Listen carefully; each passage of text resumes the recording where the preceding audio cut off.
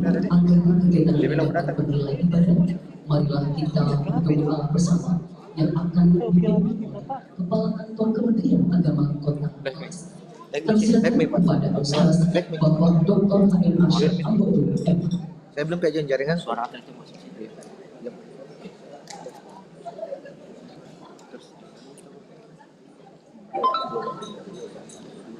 masuk di mana? Oh, itu. Assalamualaikum warahmatullahi wabarakatuh. Salam sejahtera bagi kita semua. Hadirin yang terhormat, mari kita berdoa dan izinkan kami membantunya sesuai agama Islam. Bismillahirrahmanirrahim. Wa billahi wa minallah wa ilallahi wa ala Allahi wa fillah wa la hawla wa la quwwata illa billah.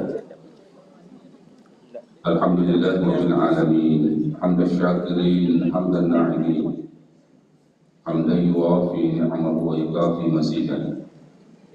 Ya Rabbana lakal hamdu wa lakal syukr kama yanbaghi li jalali wajhikal karim wa 'azimi sultanik.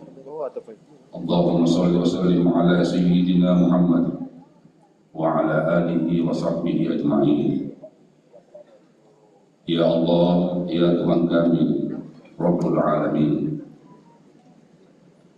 Maha suci Engkau ya Allah, Tuhan semesta alam. Segala asma kebesaran-Mu kami agungkan, segala puji kami sanjungkan, segala syukur kami aturkan. Saat ini kami hadir pada acara musyawarah perencanaan pembangunan rencana kerja pemerintah daerah Kota Makassar tahun 2023. Tiada harapan dan dambaan kami melainkan mengharapkan rahmat, hidayah dan ridha-Mu senantiasa menyertai kami. Ya Allah, Tuhan yang Maha Pengasih lagi Maha Penyayang, kasih dan sayang-Mu sungguh terpegang keras tiada batas. Karena itu kami mohon kepada-Mu, limpahkanlah kasih sayang-Mu kepada kami. Jadikanlah kami untuk senantiasa bersatu dalam perbedaan, bersama dalam keberagaman, saling menyemai kedamaian, saling menjaga kerukunan, saling menampakkan keramahan, dan saling menyokong kemajuan, serta saling mengingatkan dalam kebaikan untuk peningkatan produktivitas dan kesejahteraan di bawah payung rahmat. Allahumma aslih imam wal ummah wal ra'iya wal ra'iya wa'alif baina qulubihim bil khair wal fa'ashara ba'duhum ba'da. Allahumma antal 'alim bi sarairina fa'aslihha wa antal 'alim bi dhunubina faghfirha wa antal 'alim bi dhunubina fasturha wa antal 'alim bi hawajina faqdha. La tarana haitsu nahaitana wa la taqudana haitsu amartana. A'izzana bil ta'ati wa la tadillana bil ma'siyah. Allahumma ahsin aqibatana fil umuri kulliha wa ajirna min khizyi dunya wa 'adzabil akhirah. Allahumma barik lana fi sya'ban wa ballighna ramadan. Rabbana atina fid dunya hasanah wa fil akhirati hasanah wa qina 'adzabannar. Walhamdulillahi rabbil alamin. Assalamualaikum warahmatullahi wabarakatuh.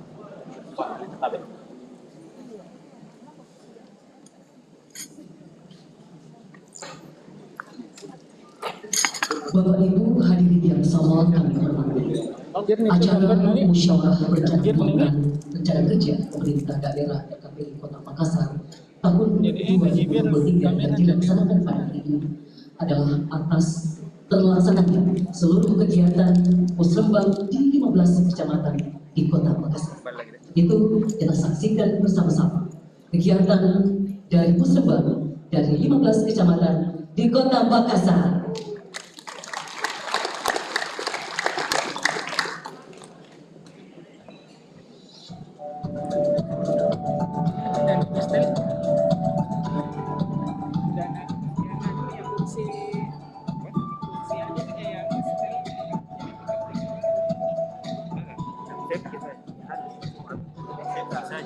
Kami cek misalnya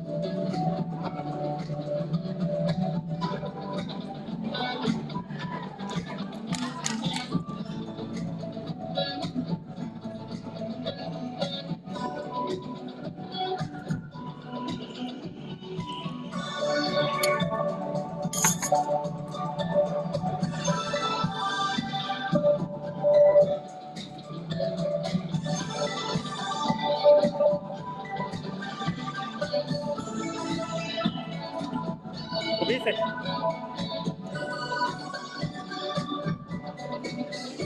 Pengen ini.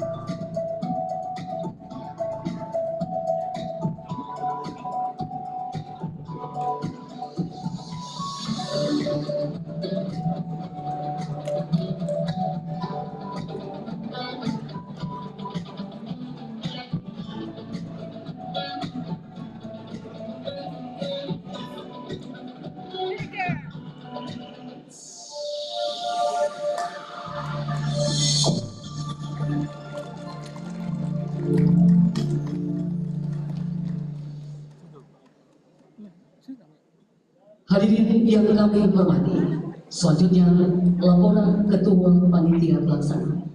Kami silakan kepada Kepala Bapeda Kota Makassar, Bapak Helmi Budiman, SSDP.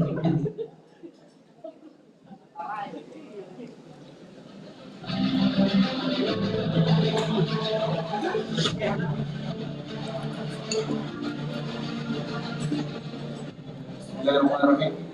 Assalamualaikum warahmatullahi wabarakatuh. Selamat pagi, salam sejahtera bagi kita semua. Om Swastiastu, Namo Buddhaya, salam kebajikan.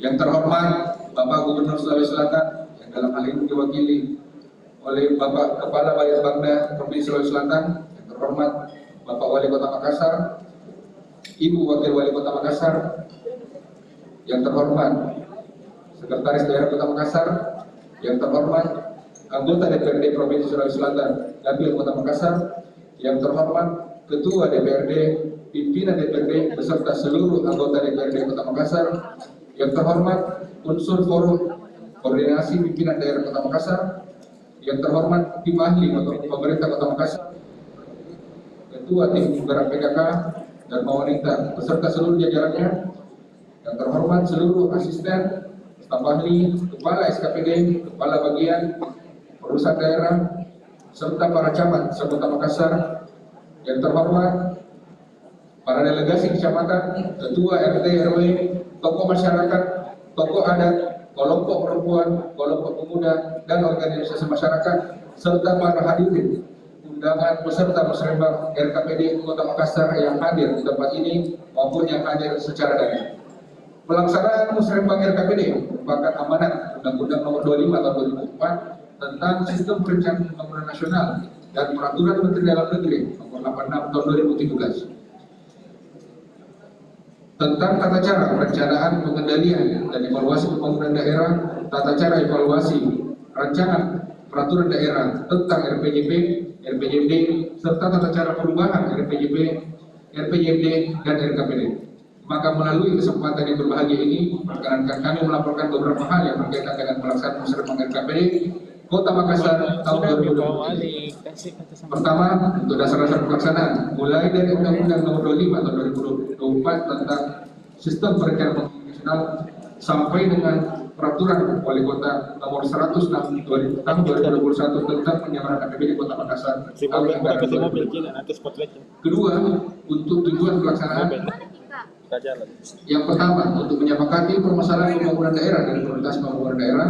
Yang kedua, untuk penyelarasan program dan kegiatan pembangunan daerah dengan sasaran dan prioritas pembangunan provinsi. Yang ketiga, klarifikasi program dan kegiatan yang merupakan kewenangan daerah atau kabupaten kota dengan program dan kegiatan kelurahan yang diusulkan berdasarkan hasil musyawarah kecamatan.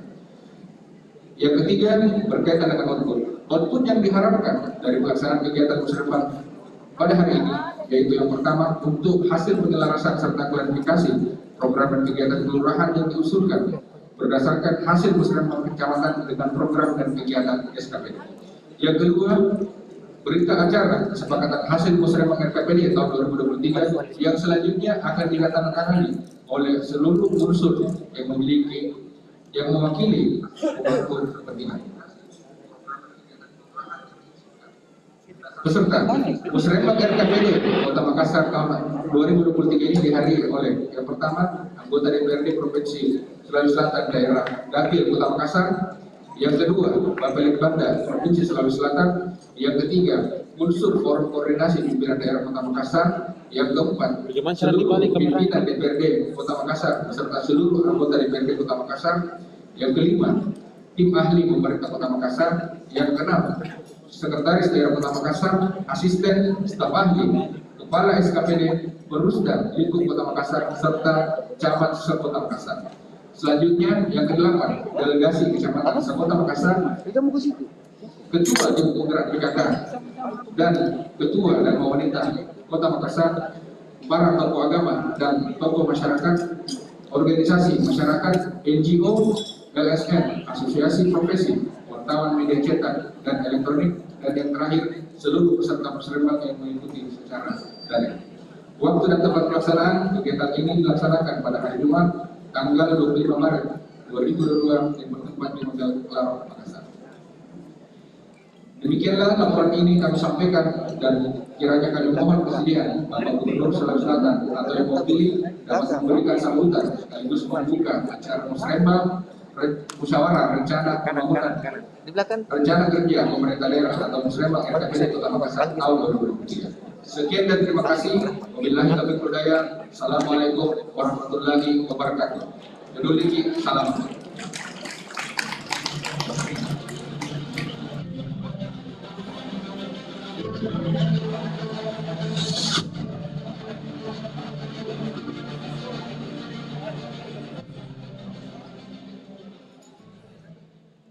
Baik Bapak Ibu yang sama kami hormati, selanjutnya kita ikuti bersama sambutan Wali Kota Makassar yang akan disampaikan oleh Sekretaris Daerah Kota Makassar. Kami silakan kepada Bapak Insinyur HM Ansar Manopo, MSc.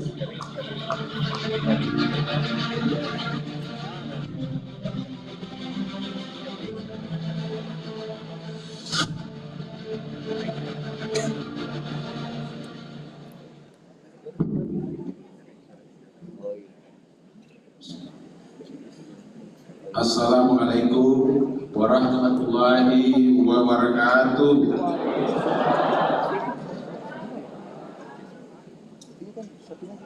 Yang terhormat Bapak Gubernur Sulawesi Selatan, pada kesempatan pagi hari ini diwakili Kepala Bapelitbang dan bukan Bang.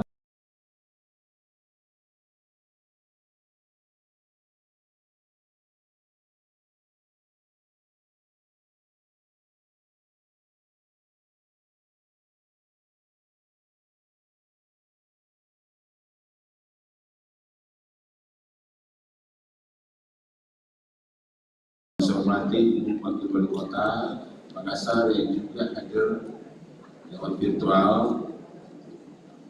Yang saya hormati anggota DPRD Provinsi Sulawesi Selatan dari Dapil Makassar 1 dan Makassar 2, banyak yang datang, teman-teman lama. Yang saya hormati Ketua DPRD Kota Makassar beserta seluruh anggota DPR yang sempat hadir. Yang saya hormati pimpinan Forkopimda Kota Makassar, yang saya hormati tim ahli pemerintah Kota Makassar, dan di sebelah sana yang saya hormati ketua tim penggerak PKK dan ketua Dharma Wanita Kota Makassar beserta jajaran hadir. Yang saya hormati para asisten, staf ahli, kepala perangkat daerah, kabar-kabar perusahaan daerah lingkup pemerintah Kota Makassar, dan camat sekota Makassar beserta jajaran, para delegasi kecamatan sekota Makassar beserta Bapak Ibu sekalian. Acara kita pada pagi hari ini mengundang seluruh RT RW Ini paling gambar, serta tokoh-tokoh masyarakat, ketua adat, kelompok masyarakat, kelompok perempuan, kelompok pemuda dan ormas, serta para undangan peserta musyawarah RKPD Kota Makassar tahun 2023 yang hadir di tempat ini maupun mengikuti secara daring atau virtual. Alhamdulillah rabbil alamin wa syukurillah la haula wala quwwata illa billah. Asyhadu an la ilaha illallah wa asyhadu anna Muhammadar Rasulullah. Saya laporkan, walaupun tadi protokol sudah menyatakan bahwa sedianya Bapak Wali Kota akan hadir dan Ibu Wakil Wali Kota, namun pada memanggil ke Sepakar seluruh ke sini waktu yang bersamaan seluruh kepala daerah, mulai gubernur, wali kota, bupati se-Indonesia hadir di Bali dalam rangka acara bisnis matching. Jadi berbagai kementerian dalam satu kegiatan, tujuannya adalah bagaimana bukan hanya mencintai produk Indonesia, tidak cukup mencintai, kita senang, tapi memakai atau menggunakan produk Indonesia. Ada istilah sekarang TKDN. Seluruh kegiatan kita, baik itu belanja modal, operasional, minimal 40% kandungannya adalah produk dalam negeri. Kalau lebih alhamdulillah. Oleh karena itu di tempat di sana lebih mengedepankan bagaimana produk-produk dari level-level yang terbawah. Sangat tepat di Kota Makassar, program Bapak Wali Kota dan Wakil Wali Kota menumbuhkan ya, kegiatan-kegiatan yang ada di lorong-lorong. Ada program kegiatan kita sekarang namanya, kalau dulu periode pertama Bapak Wali Kota lorong garden, sekarang lebih meningkat lorong pariwisata, lorong wisata. Kalau kita bilang wisata berarti banyak kegiatan di situ. Kalau dulu di garden yang penting hijau dulu, sekarang lebih meningkat. Alhamdulillah. Bapak Ibu yang saya hormati, oleh karena itu Bapak Wali Kota tidak bisa hadir langsung. Kemudian tentu kita semua mengucapkan banyak terima kasih atas kehadiran Bapak Gubernur yang diwakili oleh Kepala Bapak Dipangda yang akan memberikan arahan nantinya sekaligus akan membuka acara ini. Tadi di bawah kebetulan beliau ini teman dari kampus. Saya lebih senior dari beliau. Tadi dia bilang, berkuat yang buka, soalnya tidak gubernur yang buka. Jadi gubernur yang buka sebentar acara ini. Bapak Ibu yang saya hormati, kegiatan kita hari ini, selain banyak KPD untuk tahun anggaran 2023, ini adalah akumulasi dari seluruh kegiatan-kegiatan kita yang dilaporkan tadi Kepala Bapeda, mulai musrenbang tingkat kelurahan sampai kecamatan, forum kecamatan. Hari ini adalah simpul kegiatan yang kita lakukan. Musrembang RKPD bukan hanya menampung hasil musrembang, tapi hari ini juga ditambah dengan pokir-pokir dari anggota Dewan yang terhormat, anggota DPR Kota Makassar. Jadi setelah acara pembukaan siang hari nanti ada, tadi juga sudah dilaporkan bahwa ada berita acara kesepakatan pada pemangku kepentingan.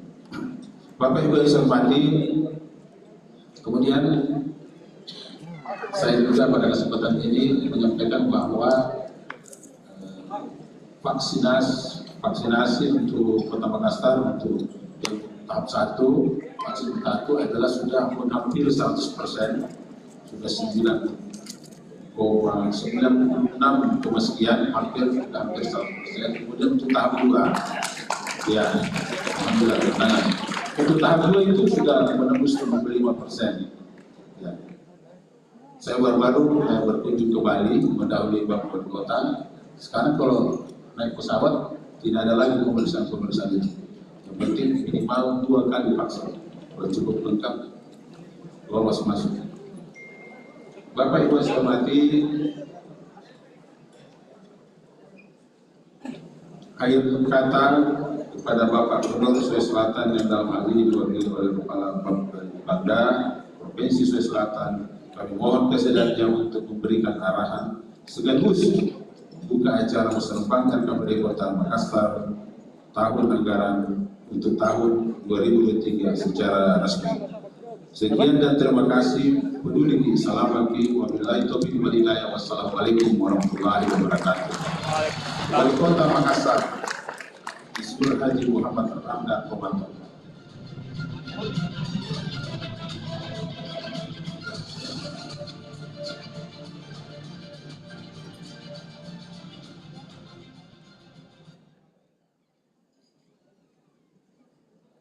Bapak Ibu hadirin yang sama kami hormati. Selanjutnya kita ikut bersama sambutan Gubernur Sulawesi Selatan sekaligus membuka acara resmi yang diwakili oleh Kepala Bapeda Provinsi Sulawesi Selatan. Kami silakan dengan hormat Bapak Insinyur Haji Andi Darman Bintang, Master Departemen PMG. Bismillahirrahmanirrahim. Assalamualaikum warahmatullahi wabarakatuh. Selamat pagi, salam sejahtera bagi kita semua. Swastiastu, Namo Buddhaya, salam kebajikan. Sebelum saya membacakan sambutan Bapak Gubernur, izinkan saya menyampaikan salam hormat dari Bapak Gubernur Sulawesi Selatan yang dilantik 2 minggu yang lalu. Saat ini beliau juga berada di Denpasar, ceramah terbatas sebagaimana yang disampaikan tadi oleh Pak Kabupaten Kota Makassar.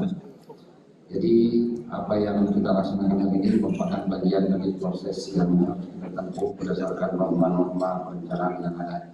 Izinkan saya selanjutnya membacakan sambutan beliau. Yang terhormat Pak Wali Kota Makassar, dalam hal ini diwakili oleh Bapak Sekda Kota Makassar dan Wakil Wali Kota Makassar. Yang terhormat anggota DPRD Provinsi Sulawesi Selatan yang hadir pada hari ini, ada Pak Jadwar Menjausi, ada Pak Ibu Rahmatika, ada Ibu Dewi, ada Pak Rahman Bina, ada Pak Dodi, Bu Risma, dan Pak Heda. Yang saya hormati, terhormat Ketua dan anggota DPRD Sulawesi Selatan Kota Makassar, maaf, Pak Rudi Lando, serta anggota Dewan yang terhormat Kota Makassar, para jajaran forum koordinasi pimpinan daerah Kota Makassar, para kepala perangkat daerah Provinsi Sulawesi Selatan yang sempat hadir, para kepala perangkat dan jajaran perangkat daerah Kota Makassar, para camat, kepala desa dan lurah, ketua RT dan RW Kota Makassar, para tokoh masyarakat lembaga akademisi, wakil organisasi masyarakat, dan lembaga swadaya masyarakat, Insan-Ber, serta hadirin para peserta musrenbang yang saya banggakan. Mengawali sambutan saya pada pagi hari ini, izinkanlah saya dan kita semua memanjatkan puji syukur kehadirat Allah Subhanahu wa Ta'ala karena kita masih diberi rahmat dan hidayah sehingga kita masih diberikan kesempatan untuk mengikuti pelaksanaan musyawarah perencanaan pembangunan atau musrenbang DPRD Kota Makassar tahun 2022 dalam rangka penyusunan LKPD tahun 2023. Meskipun pelaksanaan musrenbang dilaksanakan masih dalam kondisi terbatas karena akibat adanya pandemi COVID-19, namun semua tidak mengurangi substansi dari pelaksanaan musrenbang, yaitu sinkronisasi dan penyelarasan perencanaan pembangunan pada level pemerintahan kota dan penanjaman rencana program kegiatan LKPD tahun 2023.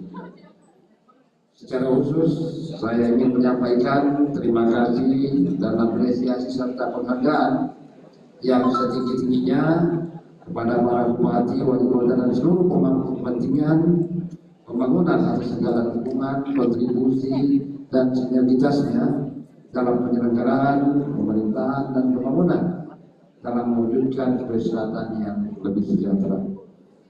Hadirin para peserta musrenbang yang berbahagia.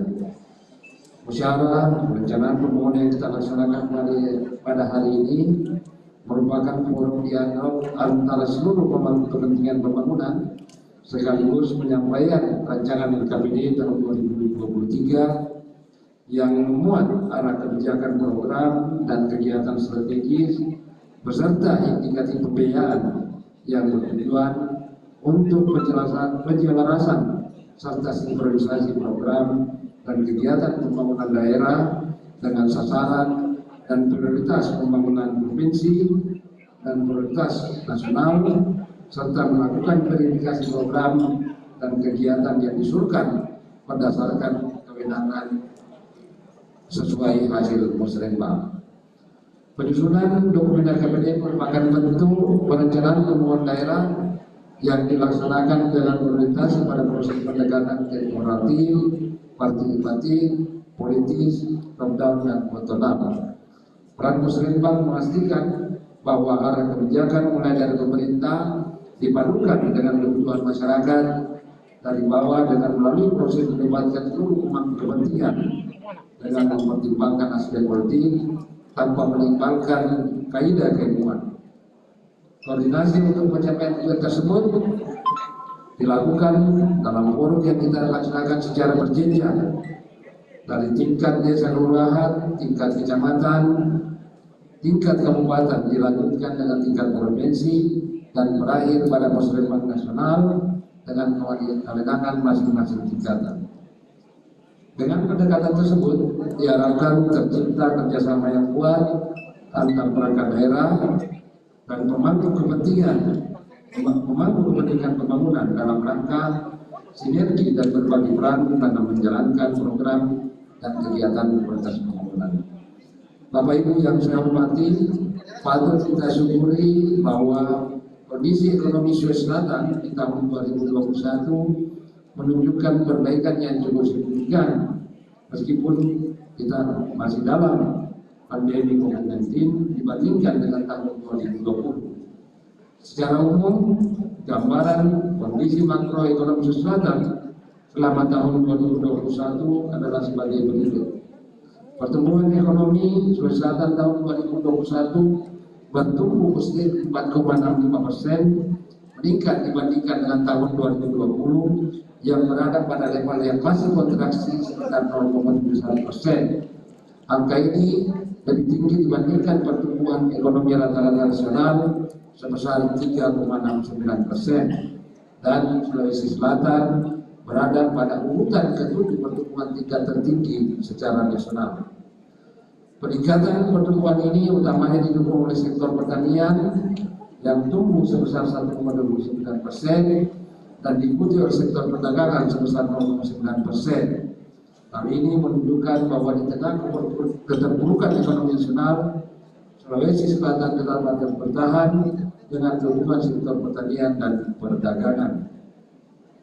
Bila kita bisa menjaga pertumbuhan ini dan dibarengi dengan pelaksanaan program-program recovery ekonomi, maka pada tahun 2022 lebih baik dibandingkan dengan tingkat kemiskinan nasional sebesar 9,71% pada tahun 2021. Pemerintah Provinsi Selatan optimis bahwa dengan program dan kegiatan yang tetap diarahkan ke masyarakat, maka tingkat kemiskinan dapat kita tekan lebih rendah lagi ke level 0,45% pada tahun 2023. Demikian juga tingkat pengangguran terbuka, di mana kita berhasil menurunkan sebesar 0,59% dari 6,31% pada bulan Agustus 2020 menjadi 5,72% pada tahun 2021. Menurunnya tingkat pengangguran ini terutama ditopang oleh peningkatan lapangan kerja pada sektor perdagangan.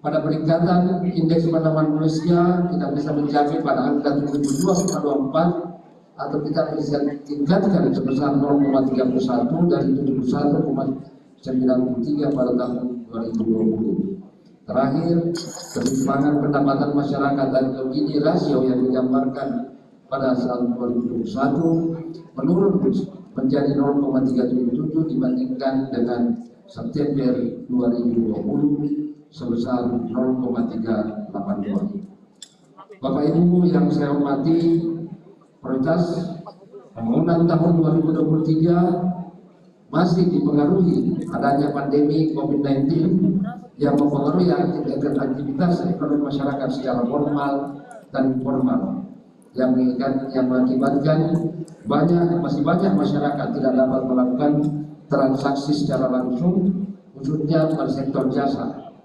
Namun demikian, ini juga merupakan peluang yang besar khususnya Selatan yang bertumpu pada sektor pertanian dan perikanan, mengingat bahwa Sulawesi Selatan merupakan lumbung pangan nasional yang dapat memainkan peran yang sangat penting. Hal ini dapat terlihat dari pertumbuhan ekonomi, di mana sektor pertanian dan perikanan memberikan kontribusi yang sangat besar terhadap pertumbuhan ekonomi di Sulawesi Selatan. Kedepannya, sektor ini diharapkan dapat meningkatkan kontribusinya khususnya pada peningkatan ekspor komoditas unggulan. Total nilai ekspor pada tahun 2020 sebesar 19,66 triliun meningkat menjadi 23,81 triliun pada tahun 2021 atau meningkat sebesar 21,15%. Terlepas dari dampak negatif COVID-19, patut juga kita mengambil hikmah dari pandemi ini bahwa secara umum kemampuan adaptasi dari masyarakat Sulawesi Selatan sangat tinggi terhadap teknologi informasi jauh lebih baik akibat keterbatasan, di mana kita harus memakai teknologi informasi tersebut. Dari yang tadinya gagal teknologi, kita berangsur-angsur terbiasa dengan aplikasi daring seperti Zoom Meeting, Google Meet, GoFood, Grab, Shopee, dan aplikasi lainnya. Tentunya kondisi ini akan meningkatkan kemampuan pengetahuan kita terkait dengan informasi teknologi.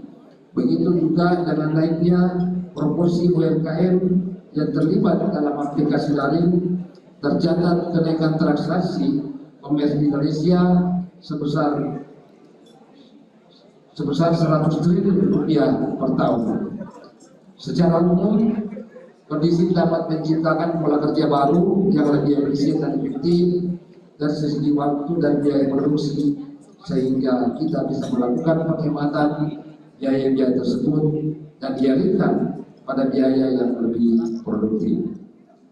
Sejalan dengan kondisi yang terjadi sekarang ini dan prediksi kondisi tahun 2023, maka perencanaan pembangunan tahun 2023 difokuskan pada pemulihan kehidupan masyarakat dan roda perekonomian, peningkatan sistem kesehatan, memperkuat sistem ketahanan pangan nasional, dan membangun sistem perlindungan sosial secara terpadu. Hadirin peserta muslimin yang berbahagia, sehubungan dengan hal tersebut di atas, maka ditetapkan tema pembangunan daerah tahun 2023, yaitu pemantapan kesejahteraan melalui pembangunan manusia yang produktif dan berkarakter, dengan prioritas pembangunan pertama, perbaikan tata kelola pemerintahan dan pelayanan publik. Kedua, penguatan infrastruktur wilayah. Ketiga, pengembangan kawasan pertumbuhan. Keempat, penurunan kesenjangan sosial ekonomi. Kelima, peningkatan pembangunan manusia. Keenam, pemberdayaan ekonomi kerakyatan melalui hilirisasi komunitas. Dan terakhir yang adalah pelestarian lingkungan hidup.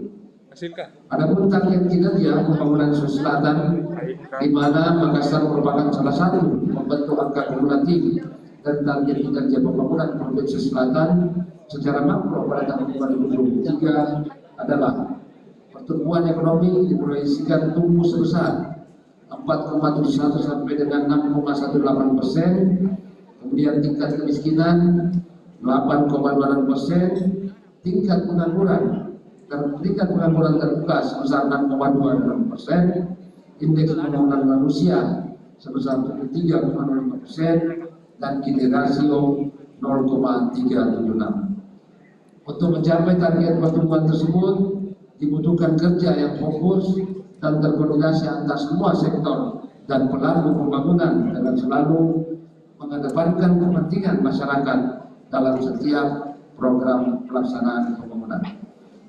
Hal terakhir yang ingin saya sampaikan pada kesempatan yang berbahagia ini adalah bahwa program dan kegiatan yang telah kita rencanakan ini agar dapat dipercepat pelaksanaannya sehingga hasil kegiatan dan manfaatnya bisa dirasakan lebih cepat oleh masyarakat.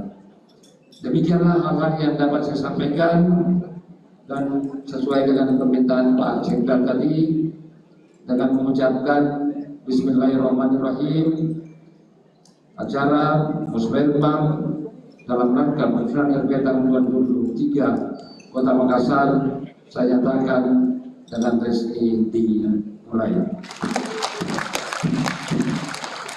Semoga Allah Subhanahu wa Ta'ala senantiasa memberkati dan melimpahkan rahmatnya kepada kita semua.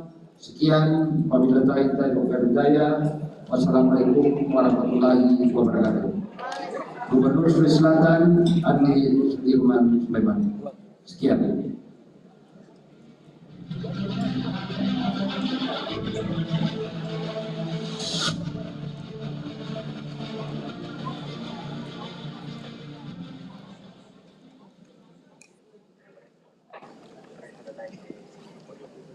Hadirin yang kami hormati, demikianlah sambutan Gubernur Sulawesi setelah membuka acara ini dengan resmi. Baik Bapak Ibu yang sama kami hormati, sebelum pemaparan rancangan rencana kerja pemerintah daerah, lebih dahulu mohon berkenan untuk foto bersama. Untuk itu mohon izin kepada Bapak Ibu yang kami hormati untuk berdiri di tempatnya masing-masing. Pengambilan gambar akan dilakukan di atas panggung. Kami silakan fotografer baik dari pemerintah Kota Makassar maupun dari kecamatan Kota Makassar dan mungkin dari Provinsi Sulawesi Selatan, mohon untuk dapat mengambil tempat. Pengambilan gambar dilakukan di atas panggung. Kami silakan. Seluruh hadirin dimohon berdiri.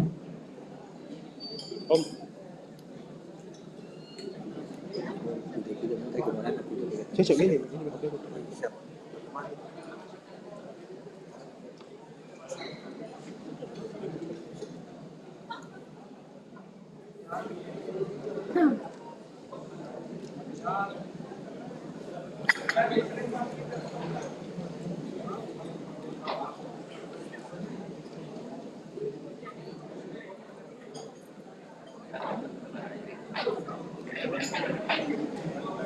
Ya, anggota DPRD Provinsi Sulawesi Selatan dengan pimpinan dan anggota DPRD Kota Makassar, para Forkopimda,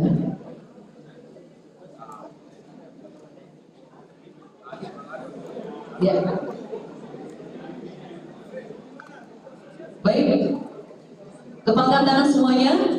kita akan mensukseskan Musrembang RKPD tahun 2023.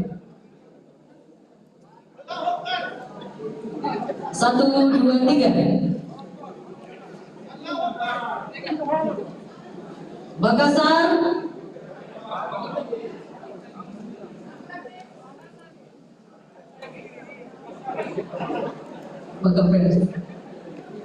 Baik, tepuk tangan untuk kita semua. Hadirin silakan duduk kembali. Hadirin yang kami hormati, sesaat kita akan mengikuti bersama pemaparan rencana kerja pemerintah daerah yang nantinya akan dipaparkan oleh para narasumber kita yang sudah hadir bersama-sama kita.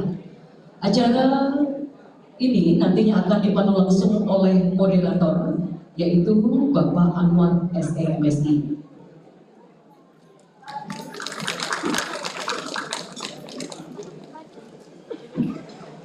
Pemaparan rencana kerja pemerintah daerah atau RKPD. Yang pertama, arah kebijakan pembangunan Provinsi Sulawesi Selatan tahun 2023. Selanjutnya, arahan kebijakan pembangunan Kota Makassar tahun 2023. Arah kebijakan pendapatan Kota Makassar tahun 2023 dan arah kebijakan belanja Kota Makassar tahun 2023. Masing-masing para pemateri telah hadir bersama-sama kita, dan perlu kami ingatkan kembali bahwa acara ini diikuti oleh Wali Kota Makassar melalui virtual Zoom. Kakak aja. Senior, ada semua senior uci ini. Apa sih?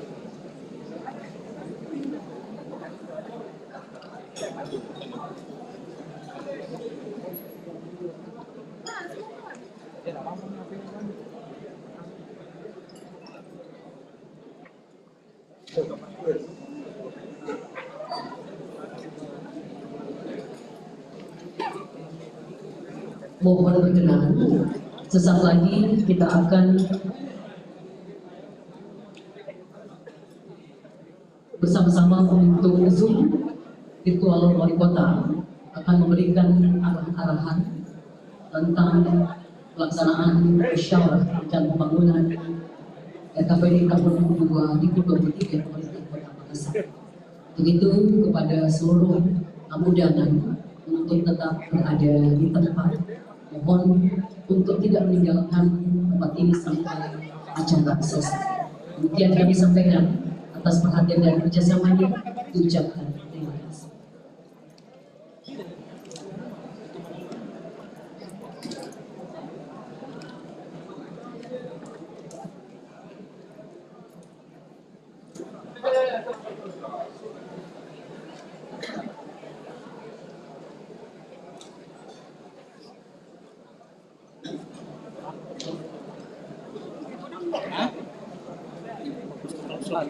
Jadi sama kamera. Mari, mana poster?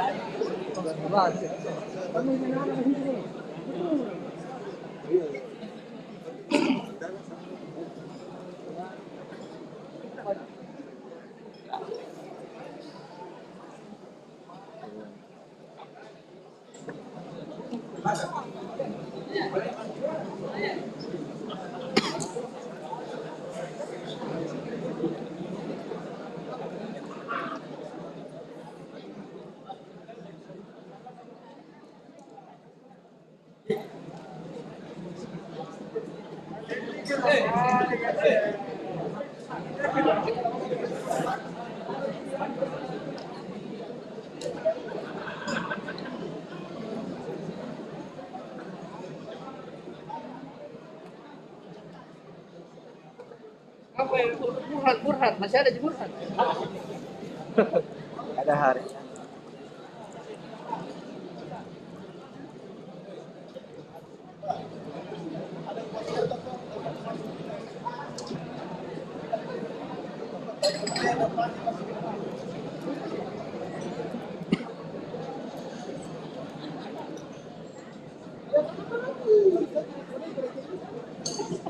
Enggak, begini depan. Baik Bapak Ibu yang sama kami hormati, untuk pemaparan rencana kerja pemerintah daerah RKPD yang akan dipandu langsung oleh moderator kita. Untuk itu, berikan aplaus kepada Bapak Anwar SE MSI. Kami silakan mengambil tempat.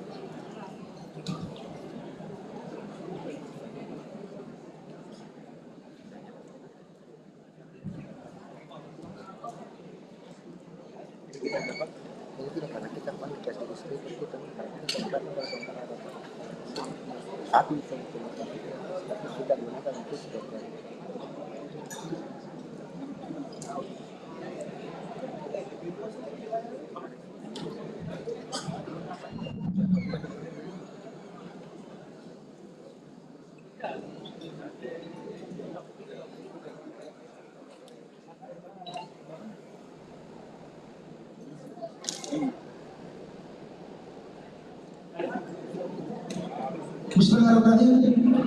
Assalamualaikum warahmatullahi wabarakatuh. Selamat pagi dan salam sejahtera kita sekalian. Pertama-tama marilah kita menjadikan puji syukur dari Allah Subhanahu wa Ta'ala oleh karena pada pagi hari ini kita masih diberi kesehatan dan kekuatan untuk dapat hadir terkait dengan acara Musrembang RKPD untuk perencanaan tahun 2023. Yang kami hormati Bapak Wali Kota Makassar bersama Ibu Wakil Wali Kota Makassar melalui daring. Yang kami hormati anggota DPD Provinsi Sulawesi Selatan, khususnya dari Dapil Makassar, anggota Ketua DPD Kota Makassar bersama anggota DPD Kota Makassar. Yang kami hormati pimpinan Prokopimda Kota Makassar masih bersedia ikut. Yang kami hormati Pak Sekda Kota Makassar, para asisten, staf ahli.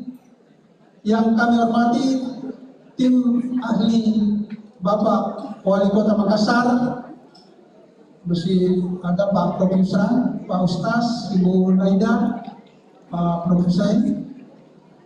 Yang kami hormati delegasi kecamatan, masing-masing kecamatan, dan seluruh peserta undangan Musrembang pada pagi hari ini. Untuk mempersingkat waktu, karena hari ini adalah hari Jumat, paling lambat jam 12 kurang seperempat kita akhiri karena persiapan untuk sholat Jumat. Kami juga sampaikan kepada Bapak sekalian bahwa sholat Jumat ada tempat disiapkan di hotel, Pak. Untuk yang pertama, kami undang Kepala Bapeda Provinsi Sulawesi Selatan atau yang mewakili, dalam hal ini diwakili oleh Kepala Bidang Ekonomi Bapelitbang Kota Makassar. Selanjutnya kami undang Bapak Kepala Bapeda Kota Makassar, Pak Helmi.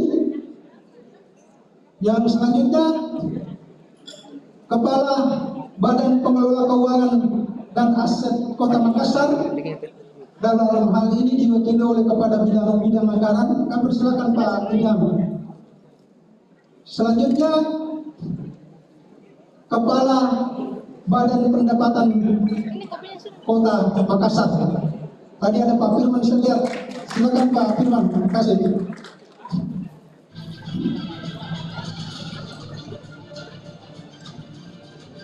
Ya.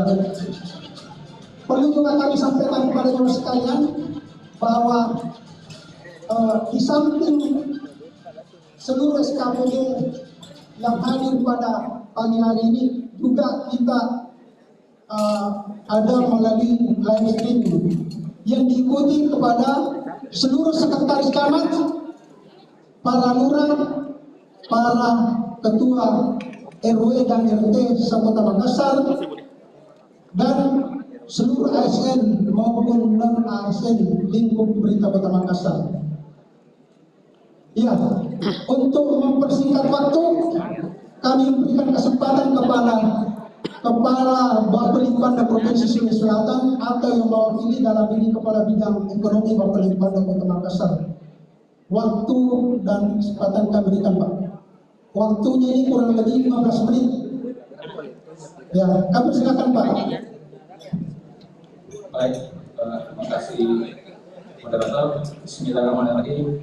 Assalamualaikum warahmatullahi wabarakatuh. Wah, kita semangat ya. Assalamualaikum warahmatullahi wabarakatuh. Baik, selamat pagi dan salam sejahtera untuk kita semua. Pertama-tama, mari kita panjatkan puji dan syukur kepada Allah Subhanahu wa Ta'ala yang alhamdulillah berkat rahmat dan karunia sehingga kita masih diberikan nikmat kesehatan dan kesempatan untuk kita bersama-sama menghadiri acara yang sangat strategis pada pagi hari ini. Maaf saya juga masker. Yang saya hormati Prof. Yusra, Kepala Bapeda Provinsi Sulawesi Selatan tahun 2020 dan para tim ahli yang saya hormati para kepala OPD perangkat daerah Kota Makassar, yang saya hormati Pak Sekda Kota Makassar, anggota Kopimda Kota Makassar, para camat, lurah dan hadirin sekalian. Baik, karena waktu dan hari Jumat ini maka kami barangkali langsung saja ke poin-poin terkait dengan yang merupakan target, karena tadi secara makro, secara indikator makro sudah disampaikan oleh Bapak Gubernur terkait dengan pertumbuhan ekonomi di Sulawesi Selatan tahun 2021 kemarin, dan kami di tingkat provinsi juga memberikan target-target kepada pemerintah dan kabupaten kota di seluruh Sulawesi Selatan yang merupakan akumulasi dari kabupaten kota di Sulawesi Selatan. Baik, jadi di paparan RKPD ini ada outline-nya antara lain kerangka ekonomi makro, capaian dan target indikator, permasalahan dan isu strategis, prioritas nasional dan prioritas daerah. Next, laju pertumbuhan ekonomi di Sulawesi Selatan sebagaimana tadi disampaikan pada pembukaan oleh Bapak Gubernur bahwa alhamdulillah kita tumbuh sebesar sebanyak 4,65%, yang mana ditopang oleh sektor pertanian, kehutanan, perikanan, sektor konstruksi dan sektor industri pengolahan, ekspor barang dan jasa serta investasi. Yang mana PDRB ini adalah nilai tambah dari keseluruhan semua barang dan jasa yang diproduksi dalam suatu wilayah dalam suatu jangka waktu tertentu. Dan PDRB ini dibagi dalam dua jenis, yaitu PDRB atas dasar harga berlaku dan atas dasar harga konstan. Selanjutnya terkait dengan kemiskinan, yang mana kemiskinan ini adalah kondisi di mana seseorang atau sekelompok orang tidak mampu mempunyai hak-hak dasarnya untuk mempertahankan dan mengembangkan kehidupan yang lebih baik, yang mana hak-hak dasar itu antara lain terpenuhinya kebutuhan pangan, kesehatan, pendidikan, air bersih, pertanahan, sumber daya alam dan lingkungan, yang rasa aman terkait dengan perlakuan atau ancaman dan tindak kekerasan, begitu juga dengan hak yang untuk berpartisipasi dalam kehidupan sosial politik. Dan ada pun tingkat kemiskinan di Sulawesi Selatan, ya alhamdulillah kita berada pada posisi 8,53% atau lebih baik dari rata-rata nasional yang sebesar 9,71%. Selanjutnya untuk tingkat pengangguran terbuka, kita di Sulawesi Selatan pada bulan Agustus 2021 sebesar 5,72%. Ini pun lebih baik dari capaian nasional sebesar 6,49%. Ya, lanjut. Sedangkan untuk IPM, yang mana IPM atau Indeks Pembangunan Manusia adalah suatu proses untuk memperbanyak pilihan-pilihan yang dimiliki oleh manusia. Di antara banyak pilihan tersebut, antara pilihan yang terpenting adalah untuk berumur panjang dan sehat, untuk berilmu pengetahuan, dan untuk mempunyai akses terhadap sumber daya yang dibutuhkan agar dapat hidup lebih layak. Indeks pembangunan manusia adalah indeks komposit dari 3 indikator, yaitu lama hidup yang diukur dengan angka harapan hidup, selanjutnya rata-rata perkiraan banyak tahun seseorang dan hidup. Kedua, pendidikan yang diukur berdasarkan rata-rata lama sekolah dan harapan lama sekolah. Dan ketiga adalah standar hidup yang diukur dengan rata-rata pengeluaran. Dan alhamdulillah Kota Makassar berada pada posisi tertinggi pada dengan nilai 82,66.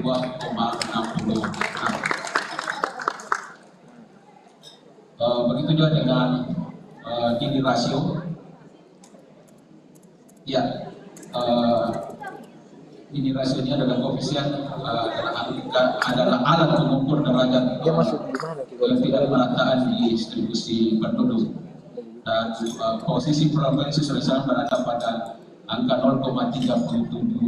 377 atau lebih rendah jika dibandingkan dengan Gini rasio rata-rata nasional sebesar 3,81. Lanjut. Ya, berdasarkan IKU Pemerintah Provinsi Sulawesi Selatan tahun 2021 masih ada 2 komponen yang belum terpenuhi, yaitu komponen nomor 5 terkait dengan indeks layanan infrastruktur. Dan ini pemerintah Provinsi Sulawesi Selatan terus menggenjot terkait dengan pembangunan infrastruktur. Begitu juga dengan komponen nomor 12 indeks kesehatan, nomor 11 indeks pendidikan, yang mana target 2021 sebesar 66,29, namun realisasi masih berada pada posisi 65,75. Ini terus kita genjot di tingkat provinsi. Lanjut. Ya, adapun target indikator makro di Provinsi Sulawesi Selatan untuk pertumbuhan ekonomi, sebagaimana tadi disampaikan oleh Bapak yang mewakili Pak Gubernur, target kita di RKPD 2023 sebesar 4,71 sampai 6,18%. Selanjutnya untuk kemiskinan ditargetkan sebesar 8,26. Tingkat pengangguran terbuka sebesar 6,28. IPM ditargetkan 73,05 dan Gini rasio sebesar 0,376. Ini merupakan target-target kita di tingkat provinsi. Lanjut. Adapun permasalahan ini merupakan permasalahan kita di tingkat provinsi, dan ini merata di seluruh Indonesia, baik itu isu strategis global maupun nasional. Ya, lanjut. Adapun tema dari RKP tahun 2023 yaitu peningkatan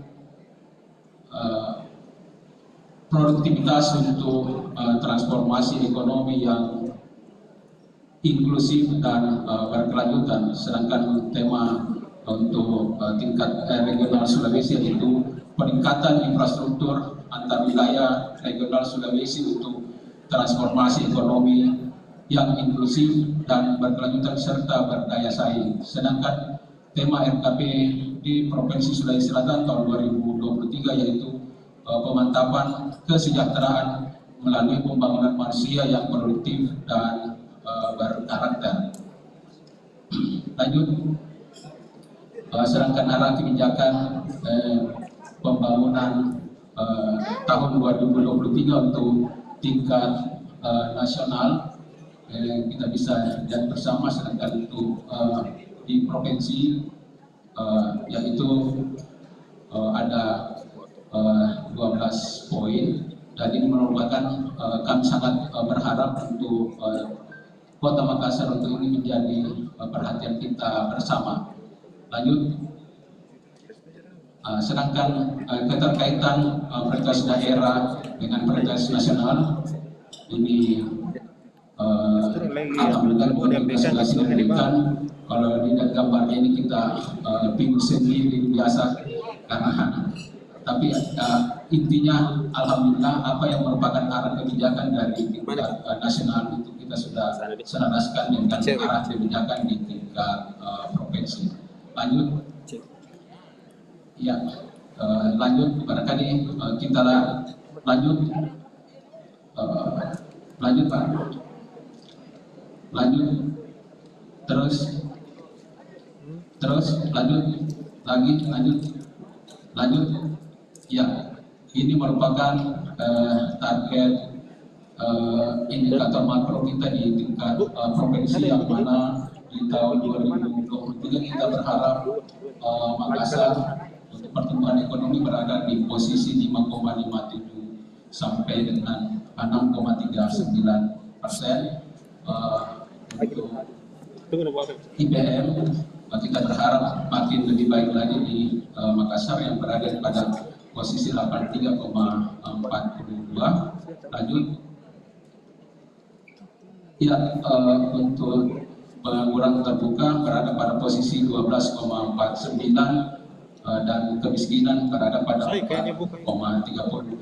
Dan pada beberapa kabupaten yang telah mengadakan musrembang, setelah kami memaparkan terkait dengan indikator atau target-target untuk kabupaten kota, alhamdulillah kabupaten kota sudah ada beberapa yang menargetkan lebih dari target-target yang kita sepakati di tingkat provinsi. Dan ini kami juga sangat berharap pemerintah Kota Makassar untuk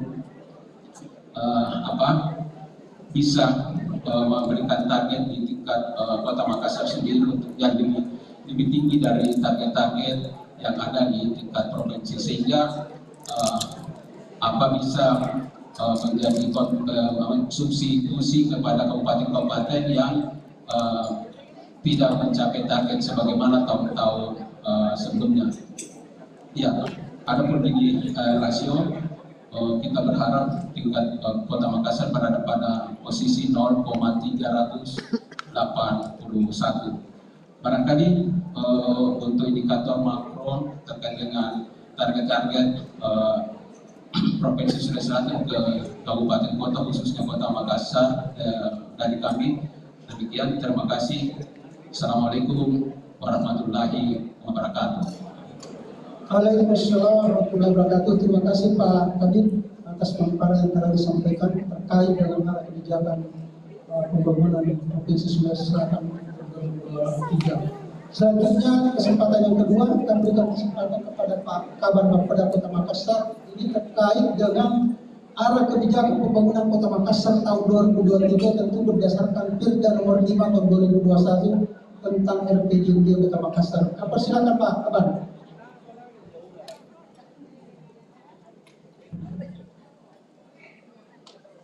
Baik, bismillahirrahmanirrahim. Assalamualaikum warahmatullahi wabarakatuh.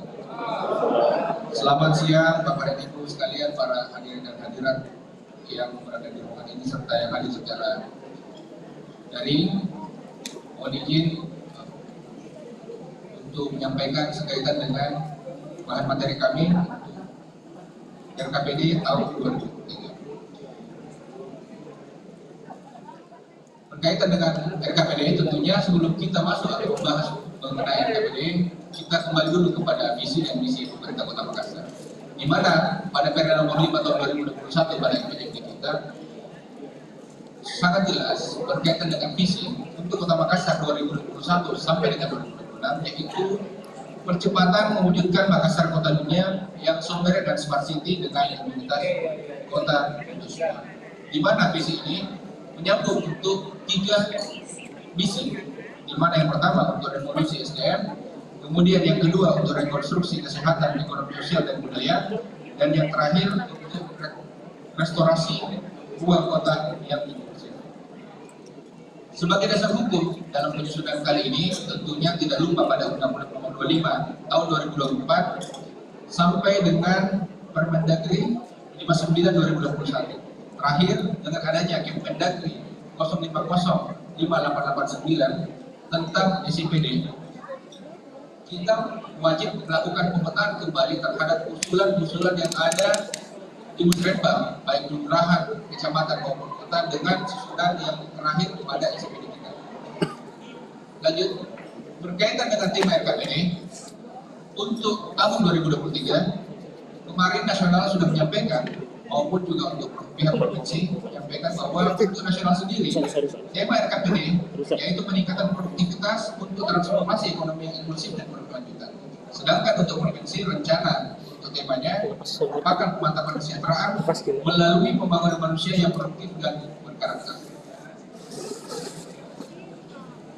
Pada hari ini, pada kesempatan ini, tentunya berkaitan dengan RKPD tidak lupa kita mengacu kepada Permendagri 86 tahun 2017, di mana untuk sistematika perancangan RKPD bermula dari pendahuluan, kemudian gambaran kondisi daerah sampai dengan kinerja pemerintah.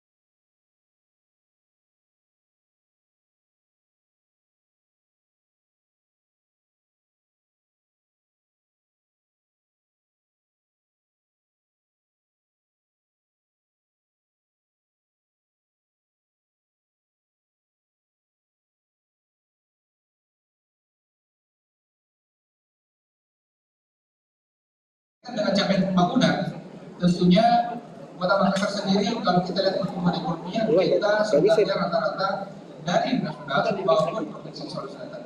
Cuma memang dengan adanya pandemi COVID kemarin, Makassar cukup terkena dengan dampak apalagi kita termasuk salah satu kota biasa, termasuk gerbang utama untuk Indonesia Timur. Pertumbuhan ekonomi Kota Makassar di tahun 2020 kemarin, 2021 hanya berada di angka 4,47%. Tentunya kalau kita melihat rata-rata, kita posisi tahun 2021 berada di bawah Provinsi Sulawesi Selatan. Dan tetapi angka ini masih cukup baik daripada pertumbuhan rata-rata nasional di angka 3,69%. Selanjutnya untuk IPM, saya rasa untuk Makassar sendiri kita cukup luar biasa. Pertumbuhan IPM kita masih cukup signifikan di angka 82,6, kemudian angka harapan hidup di angka 72,13, kemudian rata-rata lama sekolah ini masih bagus di angka 11,43, kemudian rata-rata harapan lama sekolah di angka 15,58. Lanjut, untuk persentase penduduk miskin, Kota Makassar sendiri di tahun 2021 di angka 4,82%, kemudian untuk rasio Gini kita berada di angka 0,395, dan yang terakhir untuk tingkat pengangguran terbuka di angka 13,67. Untuk IKM berdasarkan 2021 berdasarkan hasil yang didapatkan oleh Badan Penelitian dan Pengembangan Daerah Kota Makassar, angka kita di angka 78,96, di mana untuk urusan wajib pelayanan dasar di angka 79,49, selanjutnya untuk urusan wajib pelayanan dasar di angka 78,99, dan terakhir untuk urusan pengawasan di angka 80,19. Kemudian kami sampaikan juga untuk target ibu Kota Makassar di tahun 2023, di mana indeks pembangunan manusia untuk target 2023 kita akan targetkan di angka 83,30, kemudian pengeluaran per kapita di angka 18,26 juta. Lanjut untuk indeks reformasi birokrasi di angka 64,71, kemudian untuk angka kemiskinan di angka 4,3%, pertumbuhan ekonomi selanjutnya diharapkan di angka 4,9%. Saya rasa memang tadi ada data yang sedikit berbeda. Kita akan menyesuaikan dengan data dari provinsi, di mana tadi provinsi menargetkan untuk Makassar sendiri di angka 5,57% paling rendahnya. Kita akan memperbaiki data ini dan kita akan sesuaikan. Kira-kira kalau Makassar target 5,57%, apa yang kira-kira kita bisa berikan atau kita bisa naikkan nantinya untuk mencapai target tersebut. Selanjutnya untuk tingkat pengangguran terbuka di angka 11,5%, kemudian untuk PDRB per kapita di angka 131,3 juta, kemudian untuk rasio Gini di angka 0,39, indeks kota kenyamanan kita menargetkan di angka 60,22, indeks kepuasan masyarakat kita menargetkan di angka 80, kemudian untuk indeks pendidikan di angka 0,847, kemudian PD kita menargetkan tahun depan atau 2023 di kategori sangat tinggi. Kemudian selanjutnya untuk indeks kesehatan di angka 0,806. Kemudian untuk usia harapan hidup kita menargetkan ada peningkatan di angka 72,2 tahun. Selanjutnya untuk tingkat partisipasi angkatan kerja di angka 60,28%. Untuk indeks layanan infrastruktur kita menargetkan ada peningkatan di angka 75,03, dan yang terakhir untuk indeks kualitas lingkungan hidup Kota Makassar di angka 58,47%. Selanjutnya untuk ringkasan proyeksi APBD kita nanti di tahun 2023. Tentunya tahun 2020 ini memang kita mengalami peningkatan yang cukup signifikan, utamanya dengan adanya penghematan belanja. Silpa kita berada di angka 500 miliar lebih, di mana nanti tahun depan kita menargetkan silpa kita turun di angka 100 miliar, dan ini cukup signifikan memberikan dampak terhadap belanja kita dan pendapatan kita. Kami harapkan sebenarnya silpa ini tidak semakin besar di tahun 2022, karena kami harapkan sebenarnya untuk belanja bisa dimaksimalkan, karena tahun 2020 ini merupakan tahun pertama kita memasuki fase untuk kebangkitan ekonomi, serta untuk fase ketiga di mana Makassar Recover bagian daripada strategi untuk pemulihan ekonomi ini sudah berjalan, sehingga diharapkan untuk tahun 2023 nantinya kegiatan yang sama untuk membangkitkan ekonomi kita, membangkitkan ekonomi daerah dan ekonomi nasional itu terus berlanjut nanti di 2023. Harapan kita untuk endemi untuk COVID-19 ini sudah masuk di dalam tahapan endemi, dan bisa kita lihat untuk pendapatan kita menargetkan nanti tahun depan di angka 4,2 triliun lebih, di mana nanti untuk belanja kita akan mensupport belanja kita di angka 4,3 triliun lebih, dan yang terakhir untuk penerimaan kemudian di angka 100 miliar. Selanjutnya Dari beberapa usulan musrembang tahun 2022 yang kami sudah lakukan, mulai dari rukun warga, musrembang kelurahan, musrembang kecamatan, terdapat kurang lebih 2.561 usulan, di mana untuk 15 kecamatan terdapat 1.611 usulan. Ini dikarenakan beberapa strategi atau kebijakan yang kita lakukan perubahan yang cukup signifikan di tahun 2023. Nanti kami akan sajikan kenapa bisa terjadi lonjakan yang cukup besar untuk kegiatan atau pelaksanaan kecamatan maupun kelurahan nanti 2023. Untuk dinas PU, usulan yang untuk SKPD ini terbanyak di angka 624 usulan. Kemudian selanjutnya yang paling banyak itu berada di dinas perhubungan sebanyak 190 usulan, di mana usulan yang terbanyak ini dinas perhubungan ada untuk pembangunan atau pembuatan lampu jalan atau lampu lorong. Yang ini sangat diharapkan oleh masyarakat di kelurahan maupun di kecamatan.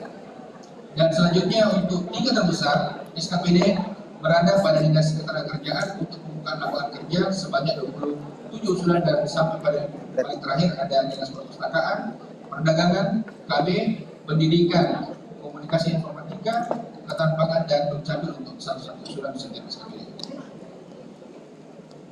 Kemudian untuk usulan kepada pemerintah provinsi, mudah-mudahan ini sudah diterima melalui SKPD karena kami sudah sampaikan melalui SKPD.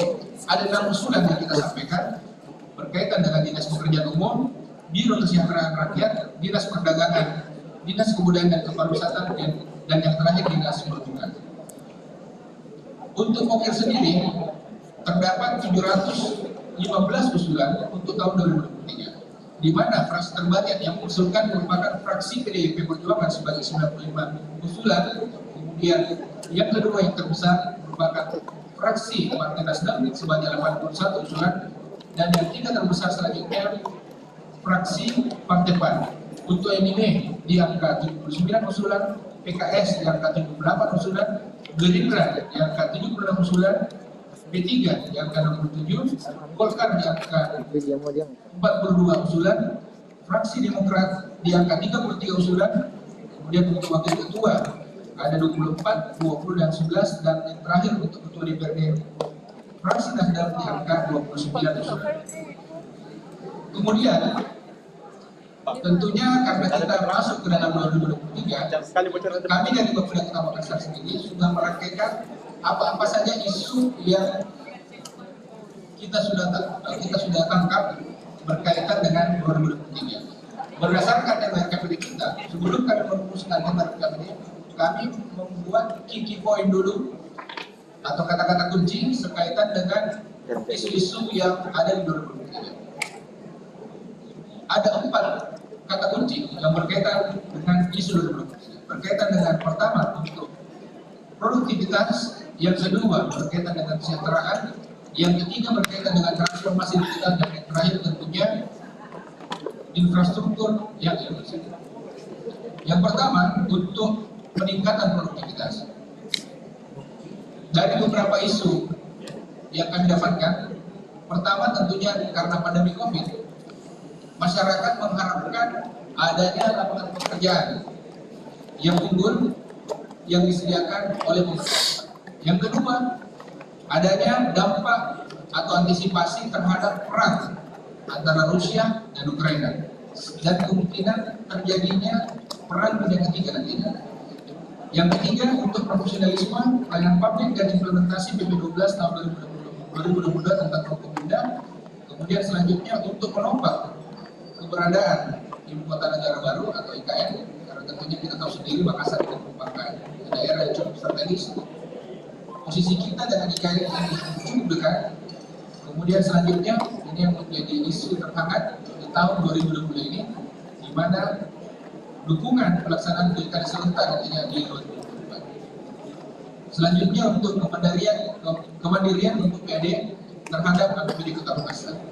Kalau kita melihat tren yang terjadi semenjak adanya COVID, dana transfer yang ada dari pemerintah pusat semakin lama semakin menurun. Diharapkan dengan adanya pandemi COVID kemarin, pemerintah kota atau pemerintah daerah, khususnya Kota Makassar ini semakin meningkatkan PD kita. Ini salah satu akan dijelaskan oleh Bapenda dalam hal ini serta BPKD. Selanjutnya berkaitan dengan isu kedua, berkaitan dengan peningkatan kesejahteraan. Pertama, untuk peningkatan kesejahteraan, pastinya penanganan COVID dengan Makassar Recover serta persiapan kita untuk memasuki masa endemi COVID-19. Yang kedua, berkaitan dengan penanganan stunting serta resiko penyakit menular seperti TB. Yang ketiga, berkaitan dengan naiknya angka kemiskinan, utamanya akibat dari pandemi COVID-19. Selanjutnya, isu berkaitan dengan kesejahteraan tentunya berkaitan dengan kualitas pendidikan, khususnya untuk di Kota Makassar karena kewenangan kita mulai dari PAUD, SD dan SMP, dan tentu saja yang berkaitan dengan kualitas pendidikan penyediaan perpustakaan di kecamatan atau di Kota Makassar. Selanjutnya berkaitan dengan Permendagri 59 tahun 2021, di mana penerapan SPM di Kota Makassar yang sudah menjadi penanganan oleh pihak Permendagri. Selanjutnya penyediaan air minum dan air bersih di Kota Makassar. Kemudian untuk pemenuhan hak penyandang difabel dan kesejahteraan gender. Selanjutnya berkaitan dengan isu yaitu penegakan hukum equality before law, dan tentunya kita mendukung yang namanya restoratif justice. Selanjutnya berkaitan dengan antisipasi kelangkaan minyak goreng dan komoditas sembako lainnya. Karena kita lihat tadi, karena adanya isu berkaitan dengan perang dunia, pastinya pemerintah Kota Makassar kita harus mengantisipasi jangan sampai nanti di tahun 2023 bukan hanya minyak goreng nanti yang kita antisipasi, mungkin termasuk nanti sembako lainnya kalau jika terjadi perang dunia yang mungkin saja akan terjadi di 2023. Dan tentunya yang terakhir berkaitan dengan isu kesejahteraan, tidak lupa kita berkaitan dengan penanganan isu SARA yang ada di Kota Makassar. Selanjutnya, untuk isu ketiga, yaitu transformasi digital. Pertama berkaitan dengan software dan smart city, karena ini menjadi bagian daripada visi-misi kita. Kemudian adaptasi budaya dan teknologi, karena jangan sampai kita menggunakan teknologi tetapi kita melupakan budaya yang ada di Kota Makassar. Selanjutnya penggunaan teknologi metaverse dan aplikasi pelayanan publik. Dan yang terakhir berkaitan dengan transformasi digital, karena kemarin kita sudah melakukan rapat koordinasi khusus, tentunya Makassar Metaverse atau Makaverse ini menjadi bagian yang tidak terpisahkan dari RKPD kita untuk masuk dalam 2023 nantinya. Selanjutnya, untuk isu keempat berkaitan dengan infrastruktur yang inklusif. Tentunya Makassar sebagai kota dunia tidak boleh melupakan yang namanya infrastruktur, apalagi infrastruktur yang sifatnya inklusif. Kemudian minimnya ketersediaan terhadap ruang terbuka hijau atau RTH, kemudian program-program strategik. Kemarin Rakorsus kita sudah meluncur 20 strategic project, di mana mulai dari penanganan bakar emosi sampai dengan pembangunan PACA atau Makassar Core City Arena. Jangan sampai ini terlupa dalam 2023 nantinya. Kemudian untuk penanganan banjir, kemacetan dan jalan berlubang, tentunya karena di Kota Makassar sendiri ada 3 jalan, dari jalan kota, jalan provinsi, dan jalan nasional. Diharapkan untuk tahun 2023 nantinya dengan kapasitas atau kemampuan APBD kita akan semakin mendorong untuk mendapat jalan berlubang. Selanjutnya berkaitan dengan keterbatasan lahan dan naiknya harga lahan. Dan yang terakhir untuk peningkatan fasilitas dasar di pulau dan daerah pesisir. Tentunya Makassar sebagai kota kepulauan, salah satu kota yang mempunyai kecamatan kepulauan, tentunya kita tidak boleh melupakan hak-hak untuk warga yang berada di daerah pulau, khususnya di kecamatan Sangkaran. Karena setelah kita melakukan musrenbang, utamanya di kelurahan atau di kecamatan Sangkaran, banyak infrastruktur atau fasilitas dasar yang akan kita siapkan untuk masyarakat pulau dan daerah-daerah pesisir. Sehingga dari empat isu tadi yang kami dapatkan, untuk tema RKPD kita di tahun 2023 kita bahkan berfokus kepada peningkatan produktivitas dan kesejahteraan melalui transformasi digital disertai penyediaan infrastruktur yang inklusif. Mudah-mudahan apa yang menjadi tema kita pada hari ini kita akan rumuskan masuk ke dalam musrenbang dan selanjutnya akan masuk dalam NKPD dan kita akan tuangkan segala usulan-usulan kita masuk dalam kegiatan atau program dan kegiatan pemerintah Kota Makassar di tahun 2023. Untuk program prioritas pembangunan Kota Makassar tahun 2023 berdasarkan tema ada 57 program di mana produktivitas mendapatkan porsi paling besar di angka 45,16%. Kemudian selanjutnya infrastruktur di angka 35,08%. Selanjutnya untuk kesejahteraan di angka 14,03%. Dan yang terakhir untuk transformasi digital di angka 5,26%.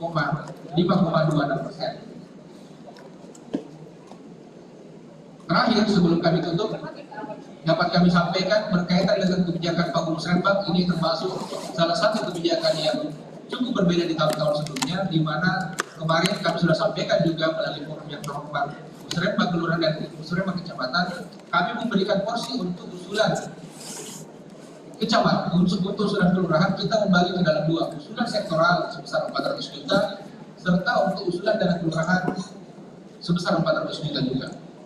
Kenapa kita membagi usulan ini menjadi dua? Karena kita mengharapkan dengan usulan dana kelurahan ini semakin berbesar nantinya di tahun 2023, kita mengharapkan adanya perputaran roda ekonomi yang cukup signifikan nanti di tahun 2023. Dan memang setelah kami melihat banyak usulan-usulan masyarakat dengan 400 juta ini ternyata tidak mencukupi. Setelah kita melihat juga banyak isu-isu yang berkaitan dengan kesehatan utamanya, baik stunting maupun TB belum mendapatkan porsi yang cukup banyak di kelurahan. Sehingga melalui forum yang terhormat ini, kebijakan untuk usulan dana kelurahan kami akan tingkatkan menjadi 500 juta. Kalau kemarin kita temukan di angka 400 juta, kita akan memberikan porsi tambahan sebanyak 100 juta, dan untuk 100 juta yang kita akan alokasikan, kita akan memberikan format atau keseragaman sehingga kegiatan tersebut bisa kita arahkan tepat sasaran nantinya sesuai dengan isu-isu yang sudah kami tangkap di tahun 2020 ini. Mungkin demikian apa yang kami bisa sampaikan. Apabila ada kekurangan kami mohon maaf. Demikian, sekian dan terima kasih.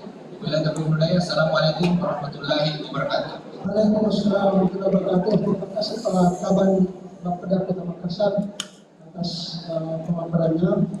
Selanjutnya kami akan berikan kesempatan kepada Kepala Badan Pendapatan Daerah. Tadi sudah disampaikan kepada Bapeda arah kebijakan pemerintah Kota Makassar tahun 2026 itu tentu dalam ini KPK bagaimana kebijakan pendapatan untuk tahun 2023 untuk mengakomodir semua usulan dari sekian banyak 2.261 usulan.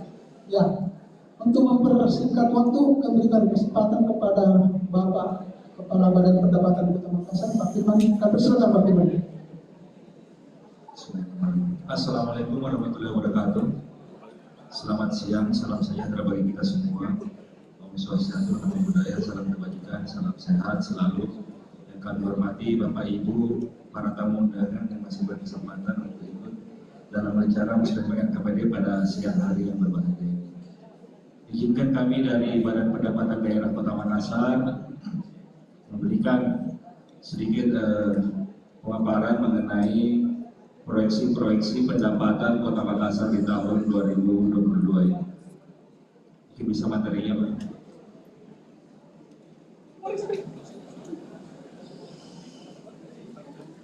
Materi presentasinya.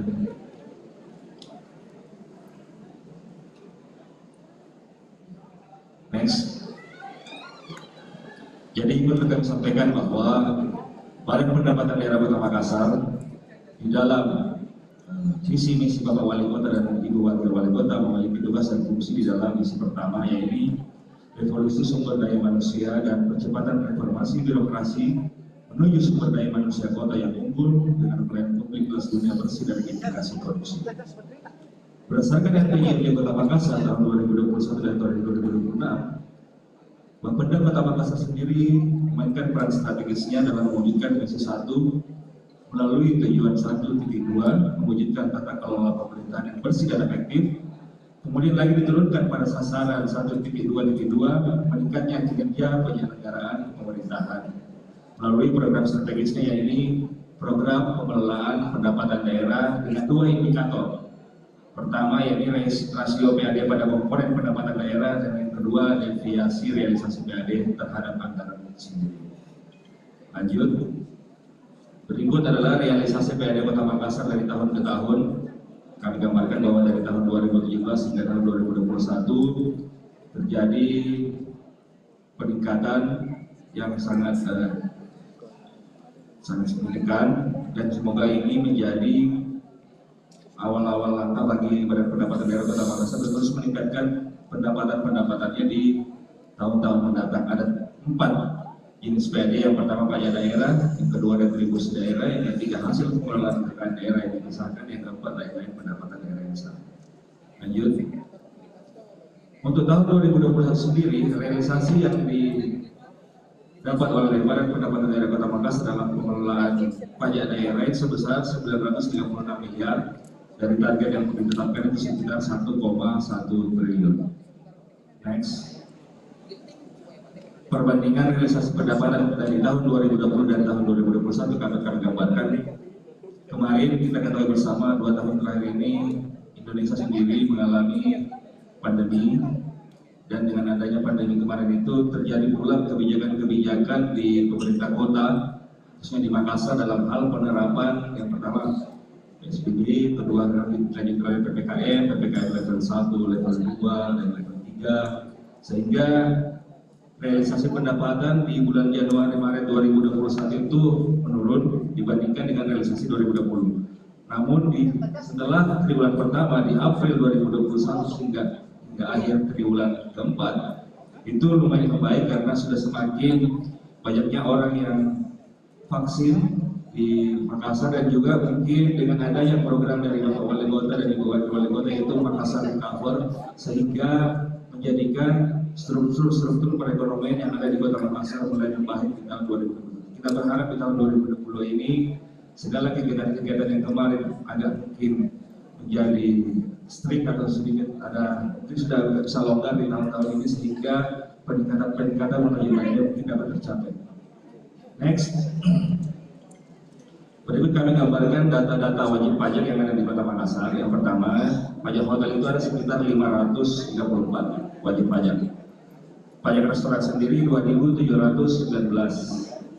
Pajak hiburan 217 wajib pajak. Pajak reklame 667. Pajak penerangan jalan sekitar 2.119. Pajak parkir 37. Pajak air bawah tanah 219. Pajak sarang bermolet 453. PBB 324.137 dan PBHTB 8.817. Untuk tahun ini kami mencoba melakukan profiling wajib pajak yang baru. Jadi kemungkinan dengan adanya program Makassar menuju kota metaverse atau yang disingkat menjadi Makaverse, disinilah harapan kami untuk ikut berperan melalui sistem-sistem digital berbasis aplikasi, sehingga nantinya penentuan potensi wajib pajak itu betul-betul maksimal. Masih banyak bisa kami temukan bahwa masih ada beberapa potensi-potensi wajib pajak yang belum mungkin terdata oleh kami, sehingga ini akan menjadi alasan kami untuk melakukan pemantauan secara digital sehingga potensi PAD akan maksimal. Next. Adapun proyeksi untuk tahun ini di target tahun 2022 di Bapeda sendiri itu akan mengelola pajak daerah sebesar 1,6 miliar. Ini target kami. Untuk retribusi sendiri di tahun 2022 sebesar 174 miliar. Hasil pengelolaan kekayaan daerah yang dipisahkan sebesar 88 miliar dan lain-lain pendapatan asli daerah yang sah sebesar 115 miliar. Itu untuk tahun 2022. Proyeksinya nanti ke depan di tahun 2023 dan tahun 2024 misalnya, itu akan menuju ke 2T hingga akhirnya menuju 2,2, di atas 2T. Inilah harapan kami semua untuk meningkatkan proyeksi pendapatan asli daerah Kota Makassar, karena tugas-tugas ini yang kita akan koordinasikan secara bersama-sama. Next, untuk tadi yang pajak daerah, kami bisa gambarkan melalui Perda 2 tahun 2018, di Bapeda sendiri mengelola 10 jenis pajak: pajak hotel, pajak restoran, pajak hiburan, reklame, penerangan jalan, parkir, air bawah tanah, saran gunung walet, PBB, dan BPHT. Ini yang menjadi kewenangan kami di Badan Pendapatan Daerah. Next, untuk retribusi daerah sendiri, ada retribusi jasa umum, jasa usaha, persinan tertentu. Ya, untuk pelayanan kesehatan, retribusinya itu di Dinas Kesehatan. Kalau di kecamatan dia retribusi persampahan di 14 kecamatan kecuali Santaran. Retribusi pemakaman dan pengabuan mayat itu di Dinas Lingkungan Hidup ada retribusinya. Retribusi pengujian kendaraan bermotor itu ada di Dinas Perhubungan. Retribusi pelayanan pemeriksaan pengujian alat pemadam kebakaran berada di Dinas Damkar. Retribusi penyediaan atau penyedotan kampus di Dinas Pekerjaan Umum. Adapun di retribusi jasa usaha di sewa tanah bangunan itu ada di Dinas Pertanahan. Retribusi sewa rusunawa rumah susun untuk masyarakat itu di Dinas Perumahan. Retribusi tanah untuk pemasangan reklame di Bapeda. Retribusi sewa pelantaran anjungan Losari itu ada di Dinas Pariwisata, makanya ada UPTD Losari. Retribusi penyediaan tempat pelelangan di Dinas Perikanan DP2. Retribusi pelayanan penyeberangan orang ada di Dinas Perhubungan. Retribusi penjualan produksi usaha daerah berada di Dinas Perdagangan.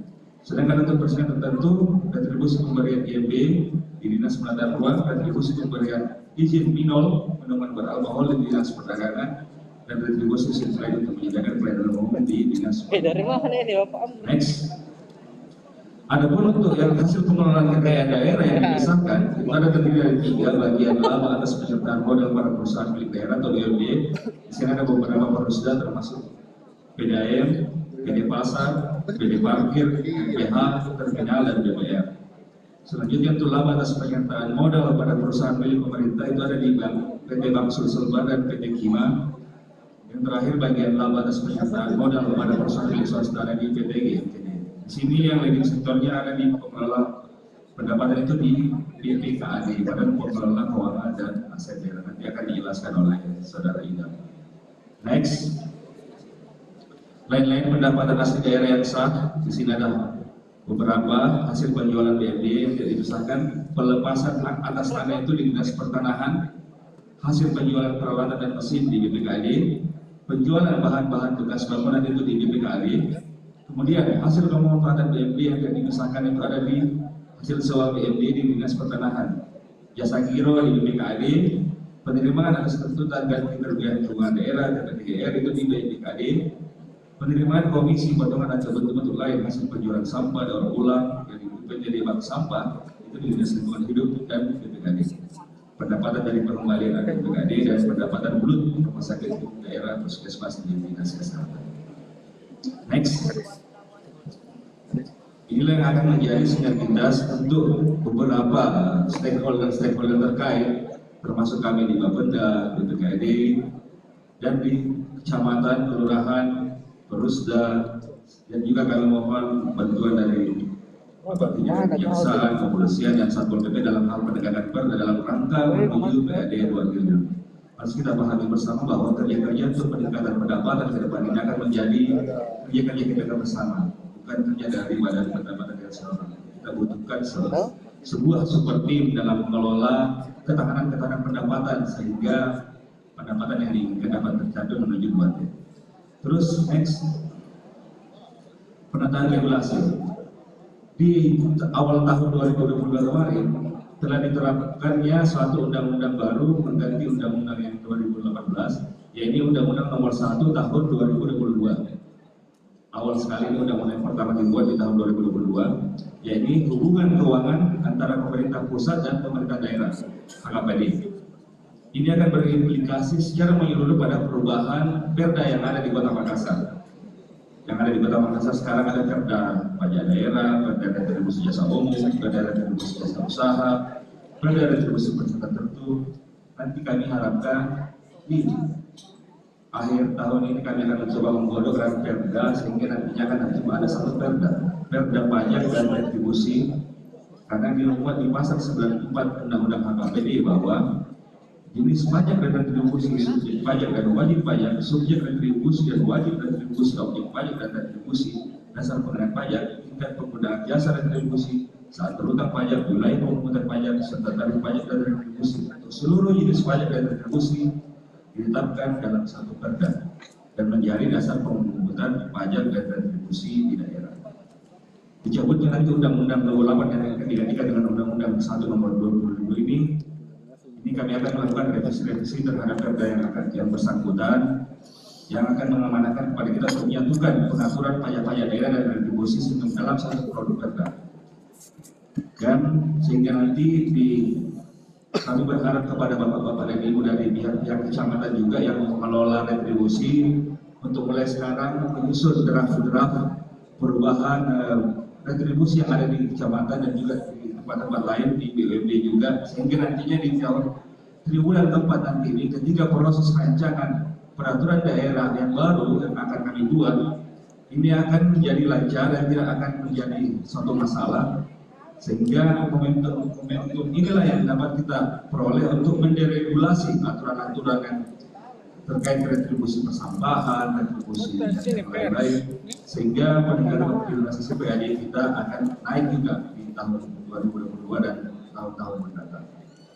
Adapun juga kami mengimbau kepada Bapak Ibu yang mengelola retribusi misalnya di persampahan, mohon kiranya juga dalam pengelolaan retribusi yang seharusnya dan nanti ini akan berbasis digital, mungkin pembayarannya secara cashless ataupun juga berbasis QR code, sehingga harapan-harapan dari Bapak Wali Kota dalam Makassar menuju kota metaverse juga dapat kita wujudkan secara bersama-sama, dan juga untuk peningkatan PAD yakin dan percaya Bapak Ibu sekalian bahwa ketika PAD kita naik semua akan banyak program-program pemerintah kota yang bisa berjalan, dan juga bagi Bapak Ibu PNS yakin dan percaya TTP juga naik pasti. Yang next ya inilah pajak-pajak nanti yang akan kami sederhanakan ke dalam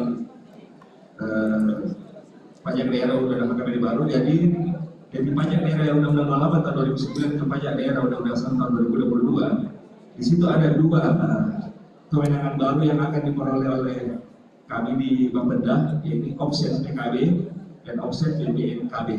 Ini dalam hal kemarin ini bagi hasil di provinsi. Melalui penyederhanaan nanti ini kami berharap kira-kira regulasi yang akan kami bentuk nanti dalam menyusun proses perda pajak dan retribusi di tahun ini akan menjadi langkah yang maksimal dalam meningkatkan pendapatan asli daerah Kota Makassar menuju 2 triliun. Ya mungkin sekian yang bisa kami sampaikan Pak, kami nanti akan ada sharing menjawab. Sekian, terima kasih. Wassalamualaikum warahmatullahi wabarakatuh. Peduli salam. Waalaikumsalam warahmatullahi wabarakatuh. Terima kasih Pak Kapolda. Yang terakhir selanjutnya Kepala Badan Pengelola Keuangan Aset dan Daerah, dalam ini diwakili oleh Kepala Bidang Anggaran Pak Idam. Kami silakan Pak Idam. Bismillahirrahmanirrahim. Assalamualaikum warahmatullahi wabarakatuh. Selamat pagi dan salam sejahtera untuk kita semua. Yang saya hormati Bapak Ibu yang sempat hadir pagi hari ini untuk mengikuti rapat Musrembang untuk tahun 2023. Baik, izinkan kami menjelaskan terkait proyeksi belanja pemerintah Kota Makassar untuk tahun 2023. Kalau kita berbicara terkait APBD, yang pertama adalah kita berbicara tentang hak dan kewajiban daerah dalam rangka untuk penyelenggaraan pemerintahan daerah yang dapat dinilai dengan uang. Pada PP 12 tahun 2019 di pasal 23 dan 24 disebutkan bahwa untuk semua penerimaan daerah dan pengeluaran daerah dalam bentuk uang dianggarkan di dalam APBD. Dan untuk pengelolaan keuangan daerah untuk keseluruhannya meliputi adalah perencanaan, penganggaran, pelaksanaan, penatausahaan, pelaporan, pertanggungjawaban, dan pengawasan keuangan daerah.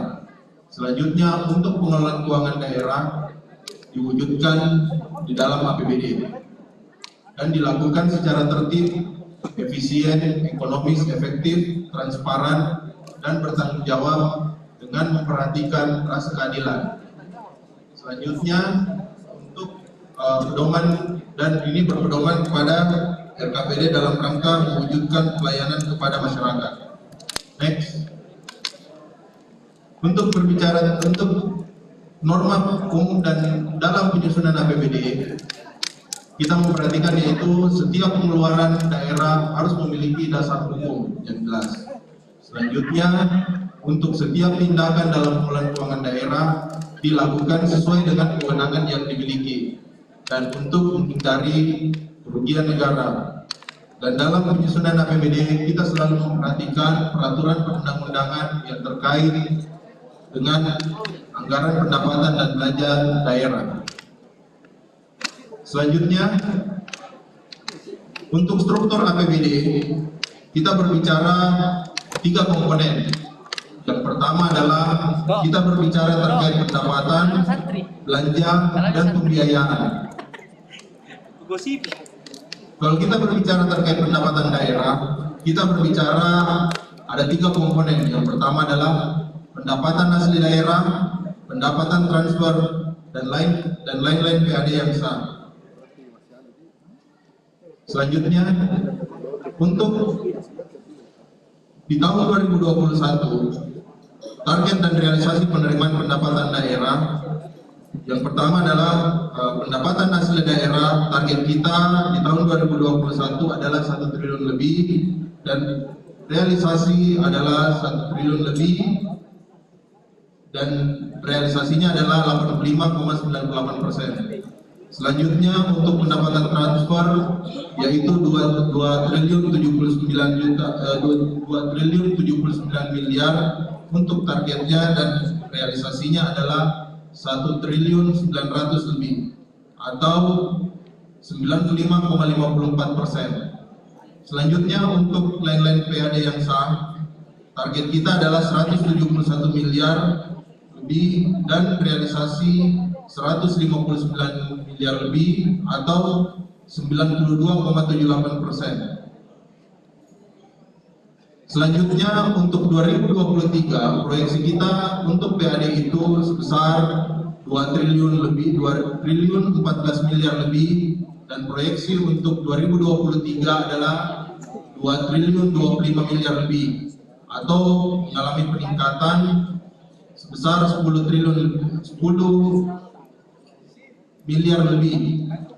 Selanjutnya untuk pendapatan transfer, target kita di 2022 adalah 2 triliun lebih dan proyeksi 2023 adalah 2 triliun 62 atau mengalami peningkatan sebesar 2,60%. Selanjutnya untuk lain-lain PAD yang sah, target kita 25 miliar lebih dan proyeksi adalah 182 miliar lebih dengan peningkatan sebesar 623,97% lebih.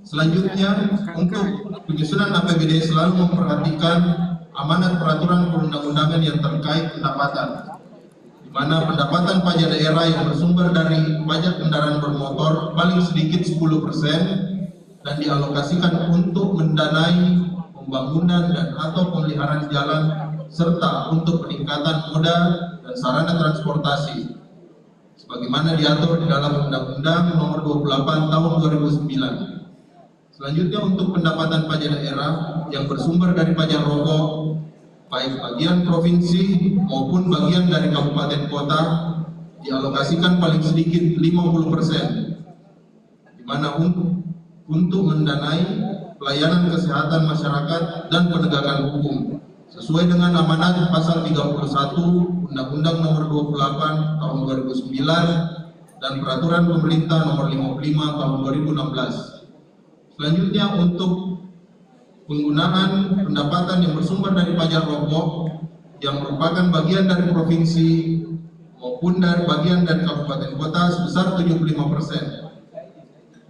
Di mana 50% realisasi penerimaan pajak rokok untuk mendanai program jaminan kesehatan nasional sesuai dengan amanat Peraturan Presiden Nomor 82 Tahun 2018. Selanjutnya untuk belanja daerah. Kalau kita berbicara terkait belanja daerah, ada 4 komponen yang pertama adalah belanja operasi, belanja modal, belanja tidak terduga, dan belanja transfer. Di mana untuk belanja operasi terbagi atas 6, belanja modal terbagi atas 5, dan belanja tidak terduga sendiri adalah tetap menjadi belanja tidak terduga, dan belanja transfer terbagi 2.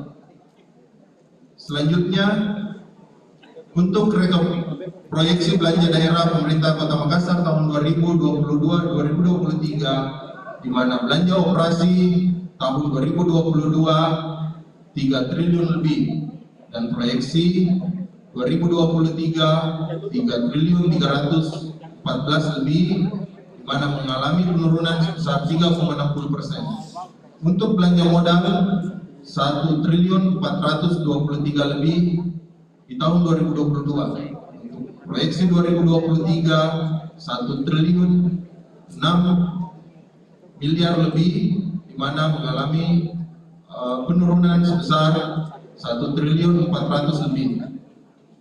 Selanjutnya untuk belanja tidak terduga di tahun 2022 kita menargetkan sebesar 100 miliar lebih, dan proyeksi 2023 kita berharap bahwa terjadi pengurangan sebesar 50 miliar lebih. Selanjutnya untuk proporsi belanja terhadap APBD 2022, di mana belanja modal itu sebesar 29%, belanja tidak terduga 2%, dan juga belanja operasi sebesar 69%. Untuk pemenuhan mandatori terbagi atas dialokasi anggaran pendidikan dan alokasi anggaran kesehatan, di mana rasio alokasi anggaran fungsi pendidikan terhadap belanja daerah adalah 20,17%, dan untuk alokasi anggaran kesehatan sebesar 13,76%. Untuk pemenuhan standar pelayanan minimum di bidang pendidikan, rasio belanja sebesar 22,25%. Dan untuk di kesehatan, rasio belanja sebesar 0,39%, dan untuk pekerjaan umum, rasio belanja sebesar 4,36%. Selanjutnya untuk perumahan rakyat, rasio belanja sebesar 17,77%, dan yang terakhir adalah Ramtib Linmas dengan rasio belanja 53,20%. Untuk program rehabilitasi sosial, ini rasio belanja terhadap belanja daerah sebesar 7%. Selanjutnya untuk kebijakan penganggaran belanja daerah di tahun 2023, yang pertama adalah pengalokasian anggaran diarahkan untuk pemenuhan standar pelayanan minimal, yaitu untuk pendidikan, kesehatan, pekerjaan umum dan penataan ruang, perumahan, Ramtib, dan sosial.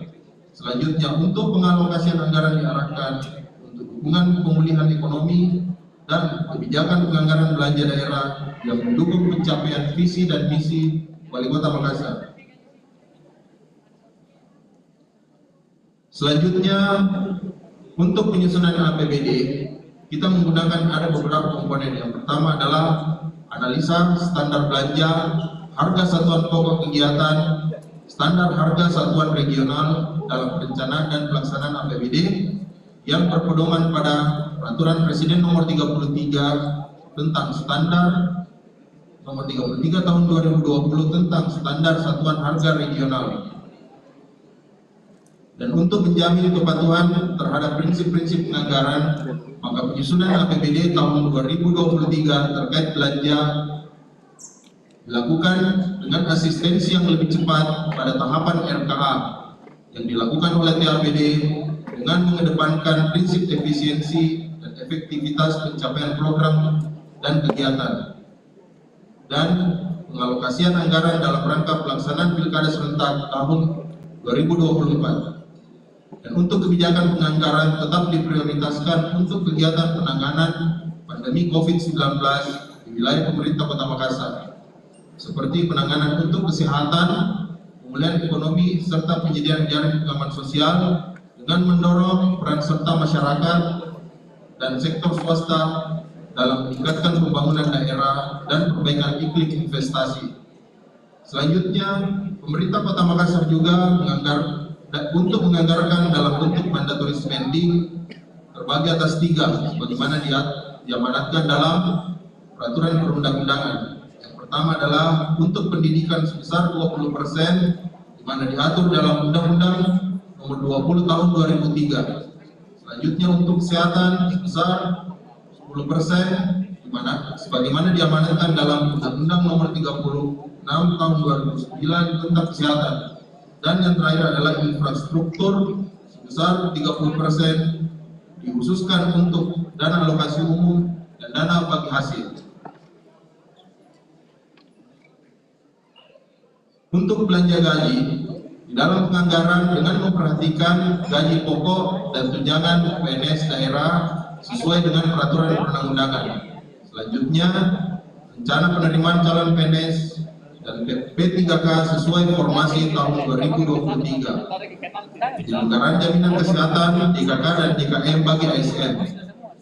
Kenaikan gaji berkala, kenaikan pangkat, tunjangan keluarga dan mutasi pegawai dengan memperhitungkan akres besar 2,5%. Tunjangan penambahan penghasilan, insentif pajak dan retribusi daerah, serta penyelenggaraan jaminan kesehatan, JKK dan JKM bagi kepala daerah, wakil kepala daerah, pimpinan dan anggota DPRD, serta PNS daerah, tambahan PNS daerah, serta tunjangan profesi guru dan tambahan penghasilan guru yang dibebankan pada APBD. Selanjutnya, untuk belanja barang dan jasa.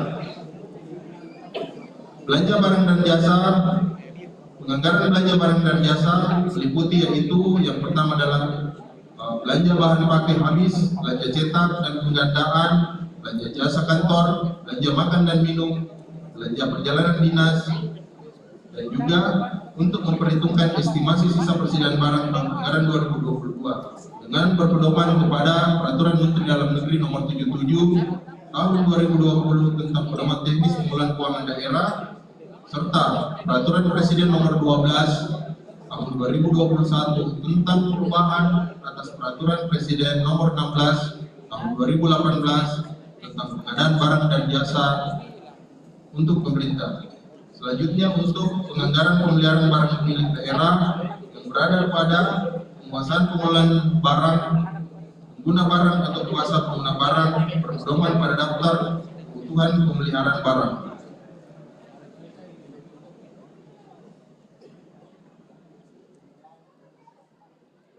Selanjutnya untuk perjalanan dinas, tetap kita memperhatikan terkait biaya real cost, lumsum, dan standar satuan harga yang ditetapkan oleh kepala daerah dengan mengacu pada Perwali Nomor 70 Tahun 2020 tentang pedoman perjalanan dinas sebagai wali kota dan wakil wali kota serta pimpinan DPRD, anggota DPRD, Sekda, PNS, P3K, dan non-PNS yang dalam lingkup pemerintah Kota Makassar. Untuk belanja hibah sendiri tetap berpedoman kepada Peraturan Menteri Dalam Negeri Nomor 77 Tahun 2020 tentang pedoman teknis pemulihan keuangan daerah. Penganggaran hibah berada di SKPD terkait. Selanjutnya, untuk belanja hibah juga termasuk bantuan keuangan kepada partai politik yang harus dialokasikan dalam APBD sesuai dengan ketentuan peraturan perundang-undangan yang berlaku. Selanjutnya, untuk belanja modal. Belanja modal ini tetap memperhatikan kepada asas manfaat yaitu 12 bulan dan digunakan dalam kegiatan pemerintahan daerah serta batas minimal kapitalisasi aset. Untuk belanja tidak terduga, tetap memperhatikan keadaan darurat dan keperluan mendesak sebagaimana diamanatkan dalam PP 12 tahun 2019 pada pasal 68, di mana belanja tidak terduga merupakan pengeluaran atas beban APBD untuk keadaan darurat termasuk keperluan mendesak serta pengembalian atas kelebihan pembayaran atas penerimaan daerah tahun-tahun sebelumnya. Hal-hal yang mempengaruhi proyeksi belanja tahun anggaran 2023 ada 3. Yang pertama, untuk rencana pelaksanaan pilkada serentak di tahun 2024 terbentuk. Yang kedua adalah terbentuknya Makassar Incorporate. Dan yang ketiga adalah kegiatan strategis yang tidak terpelaksana di tahun 2022 akan membawa konsekuensi penganggaran di tahun 2023. Singkat saja Pak. Demikian penjelasan dari saya. Mohon maaf atas kekurangan. Wabillahi taufiq wal hidayah. Wassalamualaikum warahmatullahi wabarakatuh. Waalaikumsalam warahmatullahi wabarakatuh. Pas-pas Pak Idan. Ya. Sebelum kami berikan kesempatan kepada Bapak sekalian, karena mengingat waktu hanya kurang lagi 30 menit ini. Jadi mohon maaf ya Bapak Ibu sekalian, kalau sekiranya tidak sempat langsung bertanya, bisa melalui secara tertulis dan disampaikan kepada teman-teman kami di Bapeda. Untuk yang pertama, kami persilahkan dulu, mungkin ada pertanyaan, saran masukan khususnya dari Bapak Tim Ahli Wali Kota Bapak Makassar. Ada Pak Prof yang mau disampaikan? Ada. Baik, mohon. Iya Pak, kami akan juga berikan kesempatan delegasi kecamatan Pak. Ya sebentar. Ya, Pak Tim Ahli dulu.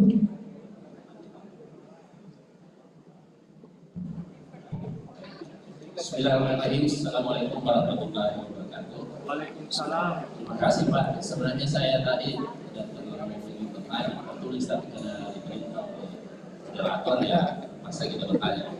Ya baik, saya kira terima kasih yang kami hormati para narasumber. Ya tadi saya kira paparan dari Desi menarik sekali bahwa beberapa indikator itu Makassar sudah sangat bagus. Salah satunya adalah terkait IPM. Tapi ada 3 aspek yang kita masih sangat berat, yaitu indeks kemiskinan, kemudian gini rasio, dan indeks infrastruktur. Ya, saya kira ini tantangannya besar. Memang kelihatannya sih persennya tidak banyak, 4% misalnya pengangguran. Tetapi jumlah penduduk Makassar yang di atas 1 juta juga tidak banyak. Ya. Jadi intinya sebenarnya kenapa saya kemukakan ini? Oleh karena itu perlu ada upaya maksimal di dalam perencanaan kegiatan kita untuk menurunkan ini. Ya, istilahnya anak sekarang perlu ada upaya pemerintah gitu. Ya, supaya ada terobosan. Nah, jadi saya kira yang kedua, menarik tadi saya lihat ada dana kelurahan 500 juta ya. Saya kemarin di beberapa kabupaten dana desanya 1 miliar. Jadi perlu dinaikkan sedikit ya. Itu saja. Rencanakan karena target-target kelurahan ke depan kan banyak sekali beban yang akan diberikan. Saya kira Pak Wali. Nah, tentu ini semua bisa terjadi kalau target pendapatan kita bisa meningkat. Ya. Karena membelanjakan itu gampang, tapi yang susahnya adalah meningkatkan pendapatan.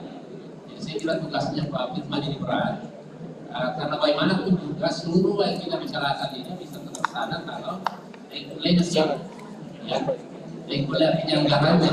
Sehingga saya kira perlu fokus untuk kesini sesuai dengan target Pak Wali 2 triliun. Yang terakhir saya kira pertanyaan saya adalah terkait aset Kota Makassar, ya mungkin perlu juga ada terobosan lebih bagaimana mengoptimalkan kapitalisasi aset ini sebagai salah satu sumber pendapatan. Selama ini sebagian besar masih menjadi cost center. Nah ini saya kira juga tantangan dari ini. Bagaimana aset ini bisa dimanfaatkan untuk sumber pendapatan. Saya kira itu dari saya. Terima kasih. Dan juga saya. Assalamualaikum warahmatullahi wabarakatuh. Waalaikumsalam warahmatullahi wabarakatuh.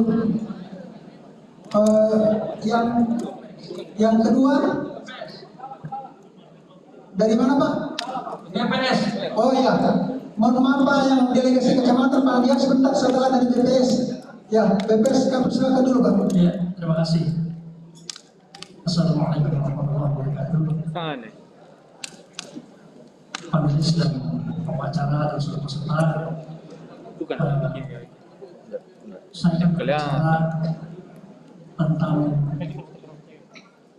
bagaimana program pembangunan kita itu sasaran akhirnya nanti bisa ketemu dengan makroekonomi yang selama ini kita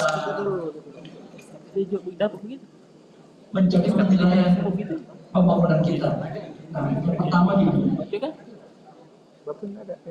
sejauh mana atau sepanjang apa program kita itu selalu yang dihitung nanti adalah seperti disampaikan tadi yang dikemukakan di slide tadi, adanya pertumbuhan ekonomi, pengangguran, kemiskinan, indeks pembangunan manusia,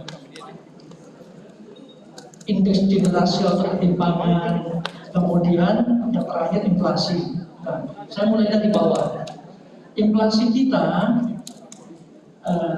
secara umum dari semua indikator makro ini, saya berpikirnya kita semua harus punya optimistis bahwa menjelang pandemi berakhir ini geliat ekonomi kita sudah semakin membaik. Itu yang pertama. Terlihat dari kondisi inflasi kita yang masih terkendali, cukup baik. Kemudian kita masuk kepada pertumbuhan ekonomi kita dari -1 menjadi 4, sekarang 4, hampir 4,5, 4,47 yang disampaikan tadi. Nah, Bapak Ibu sekalian, para panelis, semua makro tadi ini dihitung oleh BPS.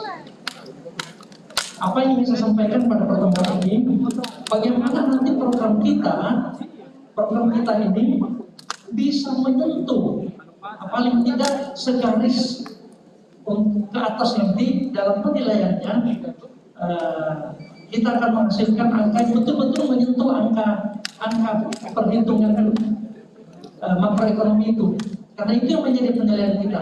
Nah, yang kedua, saya berpikir optimistis, dan optimistis ini yang harusnya kita semua punya, utamanya di dinas, kemudian di kecamatan dan kelurahan. Kita menghasilkan program yang betul-betul menyentuh satu garis yang di dalam garis itu ada semua makro ini. Karena secara umum makroekonomi yang saya sebutkan di awal tadi itu saling berkaitan. Kalau pertumbuhan ekonomi kita, pendapatan kita akan meningkat, bisa mempengaruhi pendidikan kita, bisa mempengaruhi kesejahteraan, nanti IPM kita akan naik.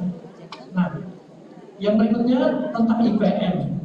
IPM ini kalau sulsel kita, orang bilang kita asing ada lawan. Lawan kita itu adalah kota-kota besar, bahkan kota-kota di dunia.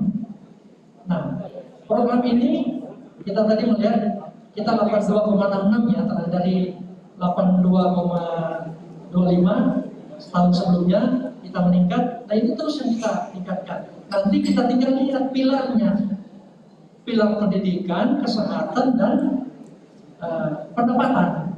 Nah, nanti kita lihat mana yang paling rendah. Dan ini barangkali yang di breakdown sampai nanti ke program dan kegiatan yang akan dilaksanakan. Saya kira ini bisa kami sampaikan. Mudah-mudahan ini menjadi bagian penting dalam rangka global pembangunan kita, supaya satu garis sekali kita melangkah akan tersentuh semuanya.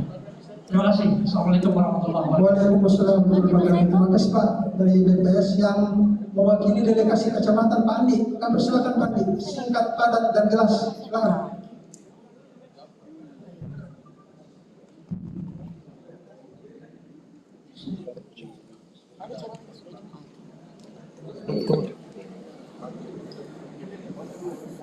Assalamualaikum warahmatullahi wabarakatuh.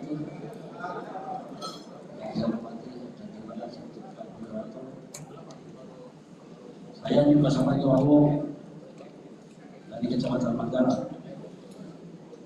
Saya juga perkenalkan saya punya wilayah tempatnya orang membuang sampah Kota Makassar, yang sampai hari ini selalu macet karena sering membuang sampah parkir sepanjang jalan. Yang ingin saya katakan di sini bahwa mohon keseriusan pemerintah kota untuk melihat penyelenggara. Yang kedua, hampir 50% kendaraan pengangkut sampah parkir di wilayah kami, sekalipun mereka tinggal di kecamatan lain. Kami juga masih tetap sabar. Selalu dijanjikan dia akan membuatkan lokasi dan sebagainya sampai di sini. Kemudian yang saya mau tunjukkan di sini, terima kasih Pak Helmi sudah menambah 100 juta. Tepuk tangan dulu. Dari sektoral maupun dana kelurahan. Yang ingin saya tanyakan sebenarnya tadi kan saya sudah tidak mau hadir 400 juta itu dari sektoral maupun dari dana kelurahan sudah. Ya dua-duanya 800 saya pikir sudah daripada dulu kita satu emang dan sebagainya. Sebenarnya tidak perlu kita pertengkarkan pada titik seperti ini. Saya yakin bahwa 100% kita bermasukan sudah bisa dipenuhi. Mudah-mudahan. Yang ingin saya tanyakan 100 juta itu siapa yang hitung kalau ditambah? Karena itu lahir dari usulan bawah. Mudah-mudahan yang 100 itu ke depan kalau ditambah makasih. Saya kira cuma itu pertanyaan saya. Terima kasih. Assalamualaikum warahmatullahi wabarakatuh. Waalaikumsalam warahmatullahi wabarakatuh. Terima kasih Pak Andi yang katanya sekarang sudah pukul 11.06. Ada yang dari NGO? Tidak ada? Gitu, kawan. Coba gitu. Iya, ya. Kalau begitu cukup 3 ya, cukup 3. Supaya ada kesempatan narasumber untuk menanggapi kembali. Karena sekarang ini pukul sudah lewat setengah 12. Karena kita akan berakhir jam 12 kurang seperempat. Ya, terima kasih Bapak sekalian. Ya. Oh, satu Pak Nafsul Sulaiman. Ya, terakhir Pak Nafsul Sulaiman. Silakan Pak.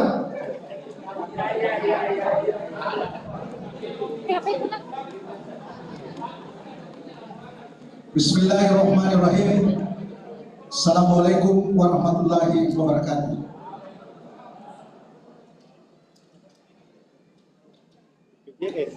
Sebenarnya kita ini bersedih ya. Kenapa wali kota tidak hadir, wakil wali kota juga tidak hadir di tengah-tengah kita. Mudah-mudahan kedua pemimpin kita ini sehat walafiat. Ada pertanyaan yang saya ingin sampaikan. Mudah-mudahan saja bisa dijawab. Yang pertama itu adalah apakah dalam musrembang ini semua usulan kita dari bawah bisa berubah? Apakah masih bisa dirubah? Mengingat daerah kami ini ada kesalahan data. Kemarin kami mau melakukan perubahan tapi sudah dianggap closing. Kalau tidak bisa dirubah, untuk apa kita bermusrembang tingkat kota? Olehnya itu perlu ada jawaban yang jelas. Bisa dirubah atau tidak bisa dirubah? Kalau tidak bisa dirubah, saya pamit.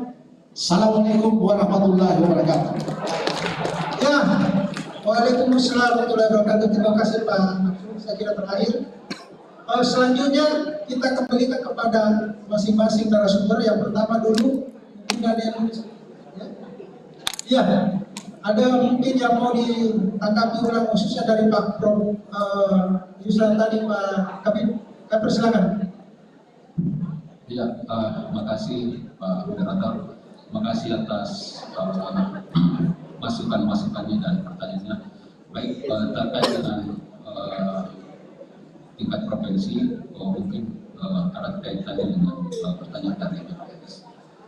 Sebagaimana tadi disampaikan bahwasanya di tingkat provinsi ya kita juga sudah diberikan target di tingkat nasional, sehingga inilah yang kita komunikasikan bersama antara BPS pada tingkat provinsi, Bank Indonesia dan para akademisi untuk melihat mencermati kira-kira target-target berapa yang kita bisa informasikan ke kabupaten kota, sehingga target-target yang dari tingkat nasional itu bisa kita capai. Dan ini sudah melakukan kajian juga di tingkat provinsi.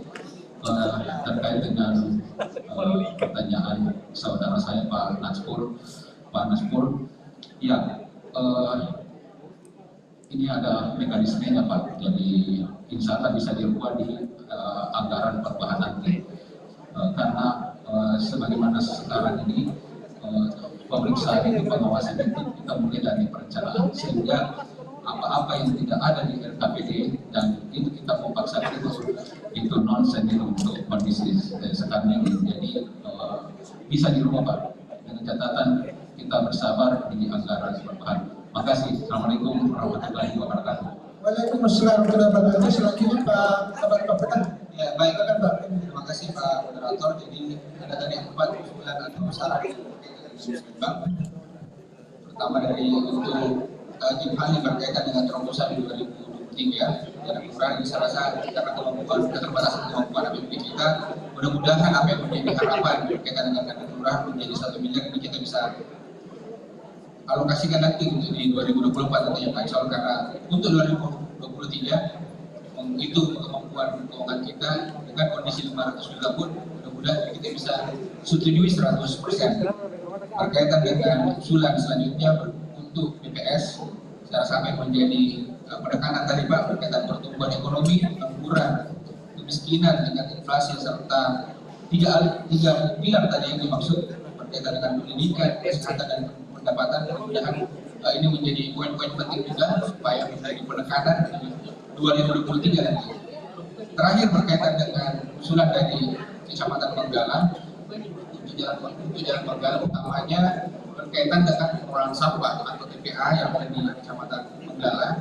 Perlu kami sampaikan oleh forum yang terhormat ini, pemerintah kota sesungguhnya sudah melakukan penyiapan untuk pelaksanaan proyek PSL atau pengelolaan sampah untuk nanti di tahun 2024. Mudah-mudahan dengan adanya PSL yang akan kita kerjasamakan dengan pihak ketiga, pemerintah pusat, ini akan segera terrealisasi dan harapannya sesuai dengan target kita 10 tahun yang akan datang, lokasi penimbunan atau tempat penampungan sampah yang ada di Manggala ini kita akan perbaiki dan akan menjadi lahan terbuka baru Pak nanti di 10 tahun yang akan datang.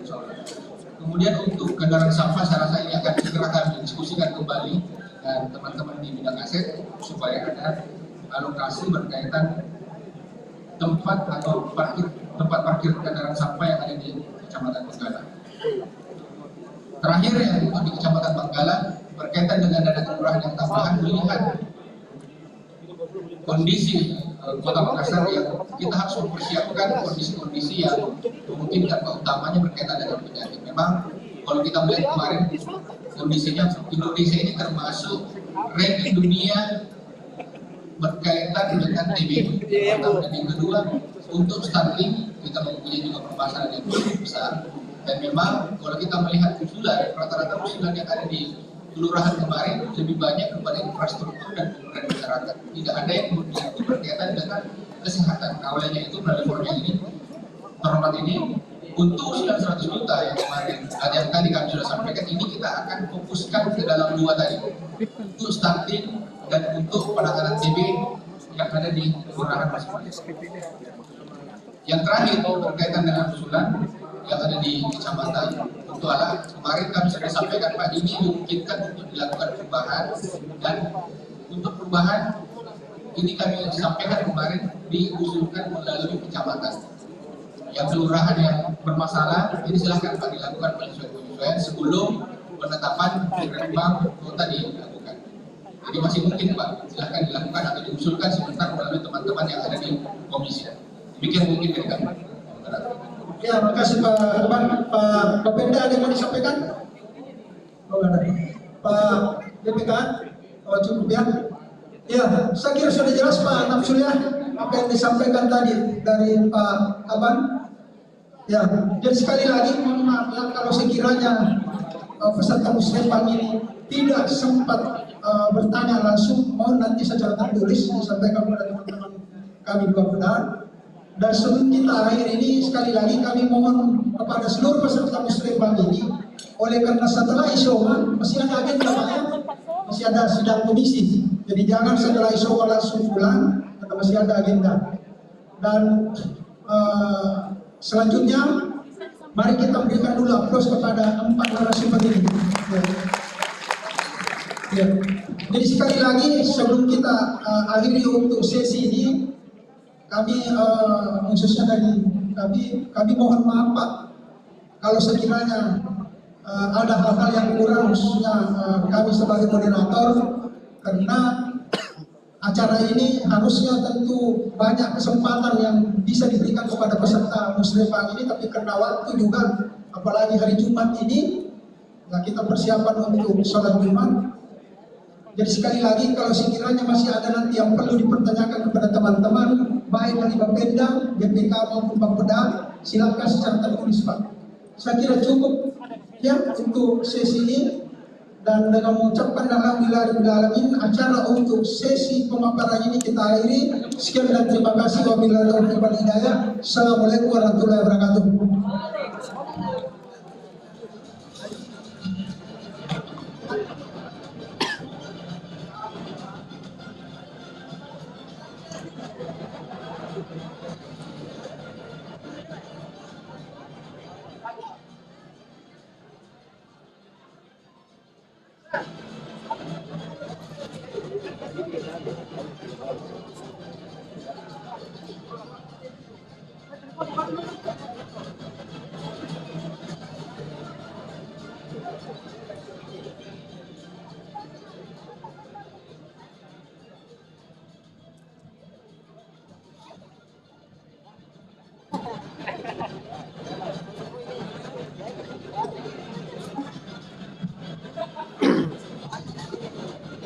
Saya pulpa di.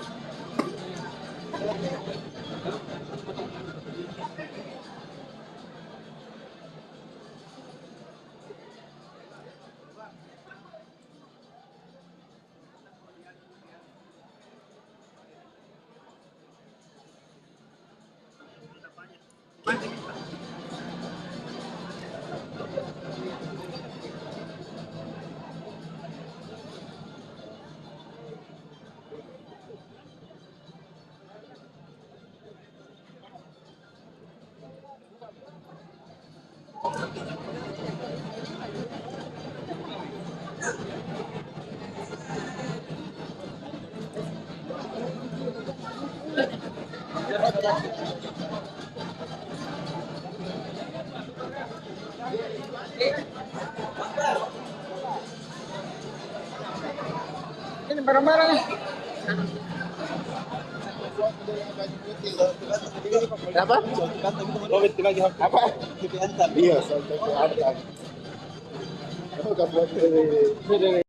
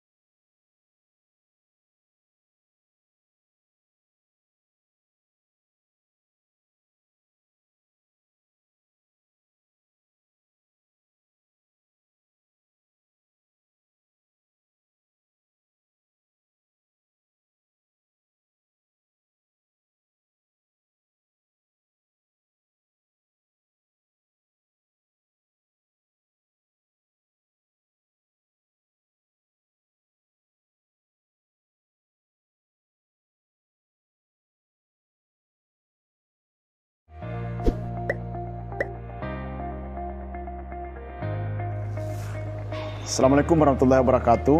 Yang terhormat Bapak Ibu orang tua murid, saat ini situasi kita masih dalam suasana pandemi terhadap COVID-19 dan informasi yang terbaru adalah adanya varian baru. Dan kita sudah tahu semua penduduk berisiko untuk tertular, anak-anak, orang dewasa, dan orang tua. Salah satu cara untuk melindungi kita semua adalah memberikan perlindungan khusus melalui vaksinasi. Saat ini vaksinasi sudah dilakukan pada orang dewasa dan orang tua, dan sudah ada persetujuan bahwa bisa dilakukan pada anak-anak. Jadi mari kita bersama-sama untuk memberikan perlindungan kepada anak-anak kita. Caranya adalah memastikan anak-anak kita mengikuti program vaksinasi. Pastikan anak-anak kita mendapatkan dosis 1 dan 2 lengkap. Kalau anak-anak kita terlindungi dari COVID-19 melalui program vaksinasi, secara tidak langsung kita juga melindungi anggota keluarga kita dari penularan penyakit ini.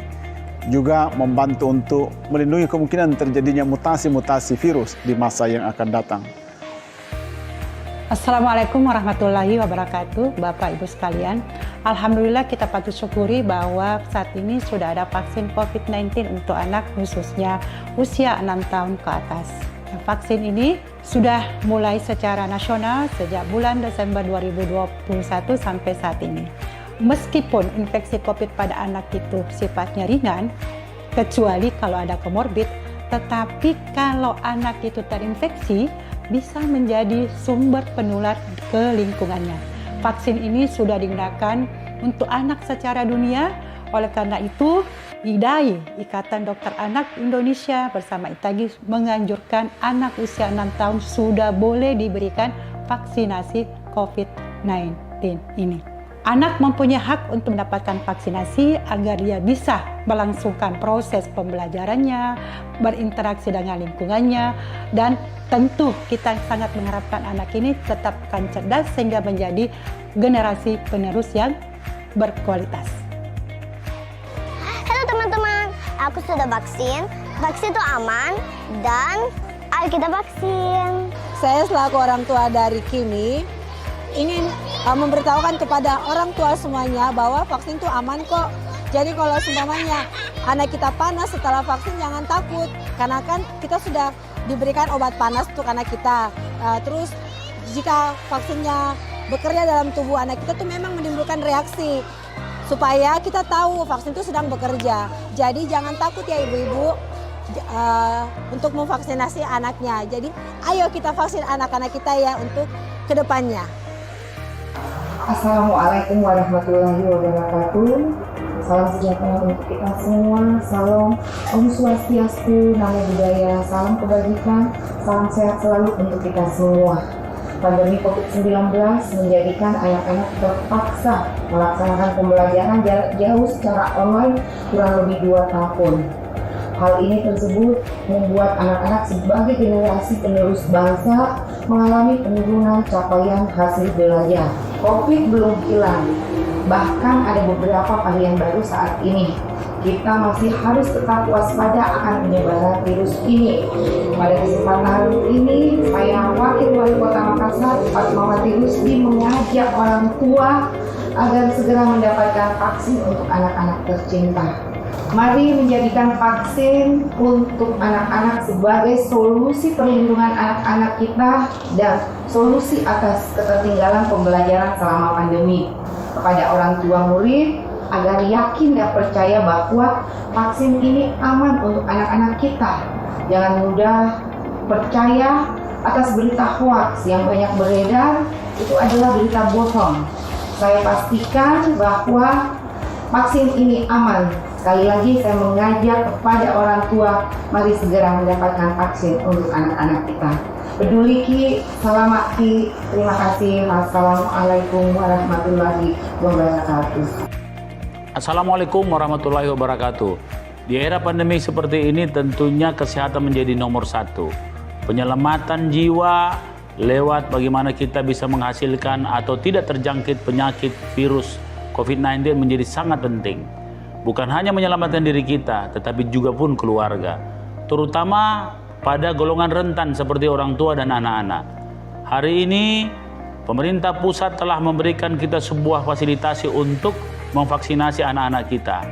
Kalau kita sayang anak-anak kita, maka mari bersama-sama para orang tua, bersama-sama guru untuk ikut vaksinasi anak 6-11 tahun. Jangan percaya hoax. Banyak hoax beredar di masyarakat bahwa kalau anak divaksin otaknya kosong. Kalau anak divaksin umurnya berkurang sisa 2 tahun. Itu betul-betul adalah berita bohong. Karena saya sendiri sebagai wali kota juga melaksanakan vaksinasi lengkap dan insya Allah akan membuktikan bahwa hoax itu adalah bagian dari kebohongan paling besar. Jangan percaya hoax, teruslah selamatkan anak-anak kita. Tugas kita adalah melindungi anak-anak kita dengan cara vaksinasi anak. Sukseskan vaksinasi anak 6-11 tahun demi keselamatan anak kita, keluarga kita, dan kota Makassar yang kita cintai. Peduli Salamaki. Wassalamualaikum warahmatullahi wabarakatuh.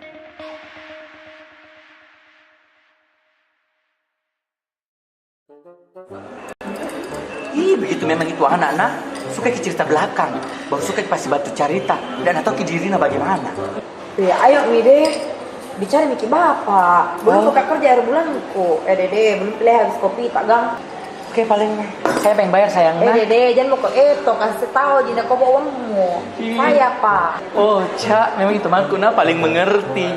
By the way, Teh Ocha, kapan kita jadi juri lagi? Jangan mau kau jilat Kak, bukan Kak artis sayang. 17 lumayan. Berapa Mbak?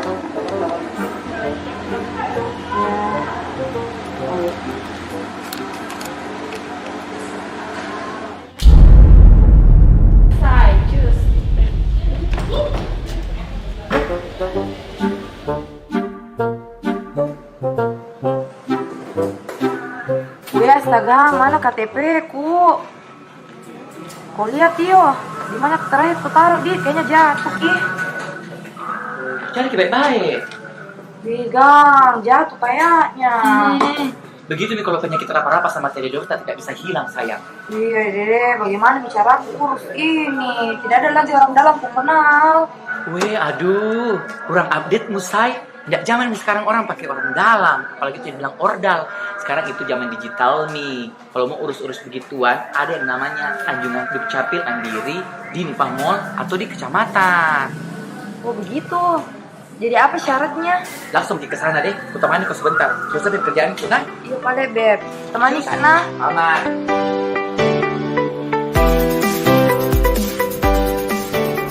Dinas Kependudukan dan Pencatatan Sipil Kota Makassar sudah siap mengoperasikan Anjungan Dukcapil Mandiri atau ADM. Alat ini dapat mencetak berbagai jenis dokumen kependudukan secara mandiri, seperti IKTP, KK, akta kelahiran, bahkan KIA. Dan Anjungan Dukcapil Mandiri telah hadir juga di 15 kecamatan. Proses penggunaannya tetap melalui registrasi terlebih dahulu, layaknya membuka rekening di bank. Masyarakat harus memberikan nomor telepon dan email yang aktif kepada petugas Dukcapil pada titik-titik layanan tersebut. Petugas Dukcapil akan mengirimkan nomor registrasi melalui nomor telepon atau email warga dalam bentuk PIN atau barcode. Itulah yang harus dimasukkan ke dalam Anjungan Dukcapil Mandiri. Nah, gimana? Gampang itu, tidak ribet-ribet lagi. Iya, bagusnya sekarang kok belanja Pemkot Makassar sih. Tidak pakai ribet itu. Assalamualaikum warahmatullahi wabarakatuh. Salam sejahtera bagi kita semua. Salam. Anjungan Dukcapil Mandiri atau ADM merupakan inovasi yang luar biasa bagus. Dengan adanya inovasi ADM akan mampu menekan potensi pungli dalam proses pencetakan dokumen kependudukan. Mesin ini dapat memudahkan masyarakat secara signifikan dan layanan ADM membuat pekerjaan birokrasi menjadi lebih efektif dan efisien.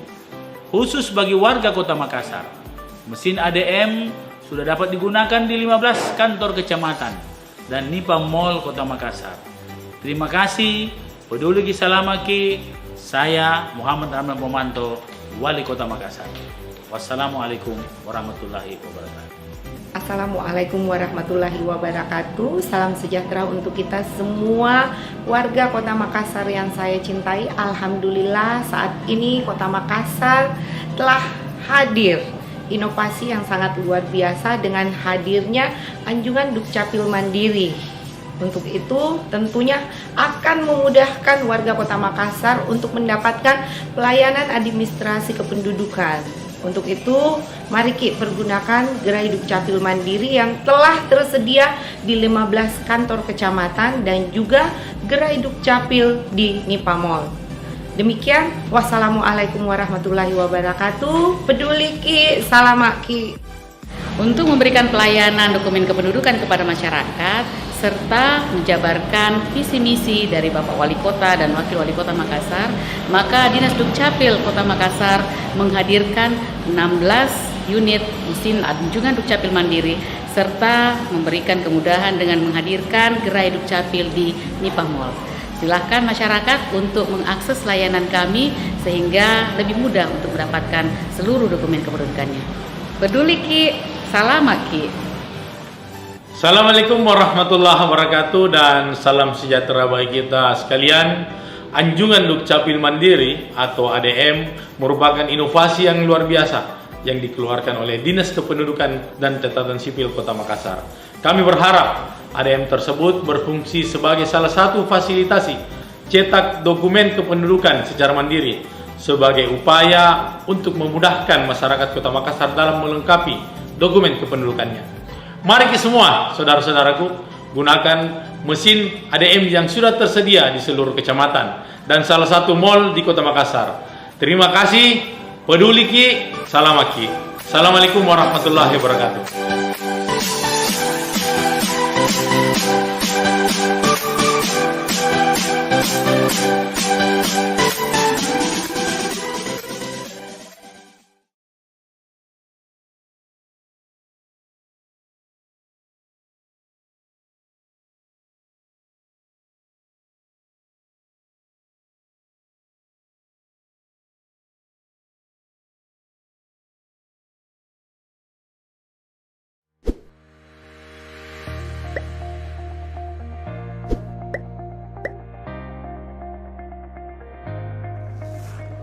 Assalamualaikum warahmatullahi wabarakatuh.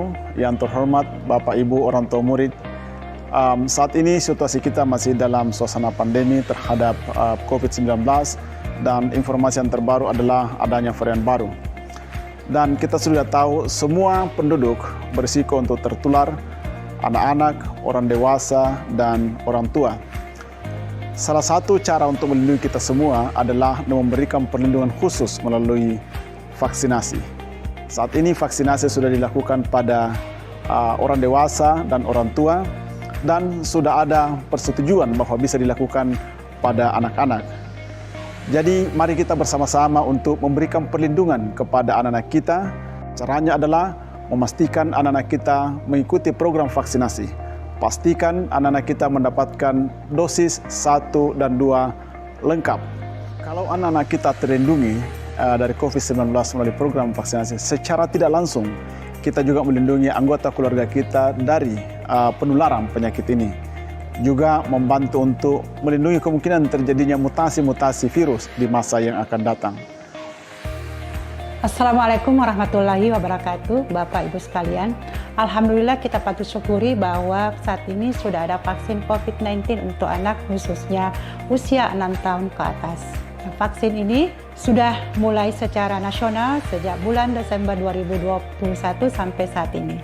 Meskipun infeksi COVID pada anak itu sifatnya ringan, kecuali kalau ada komorbid, tetapi kalau anak itu terinfeksi, bisa menjadi sumber penular ke lingkungannya. Vaksin ini sudah digunakan untuk anak secara dunia. Oleh karena itu, IDAI, Ikatan Dokter Anak Indonesia bersama ITAGI menganjurkan anak usia 6 tahun sudah boleh diberikan vaksinasi COVID-19 ini. Anak mempunyai hak untuk mendapatkan vaksinasi agar dia bisa melangsungkan proses pembelajarannya, berinteraksi dengan lingkungannya, dan tentu kita sangat mengharapkan anak ini tetap akan cerdas sehingga menjadi generasi penerus yang berkualitas.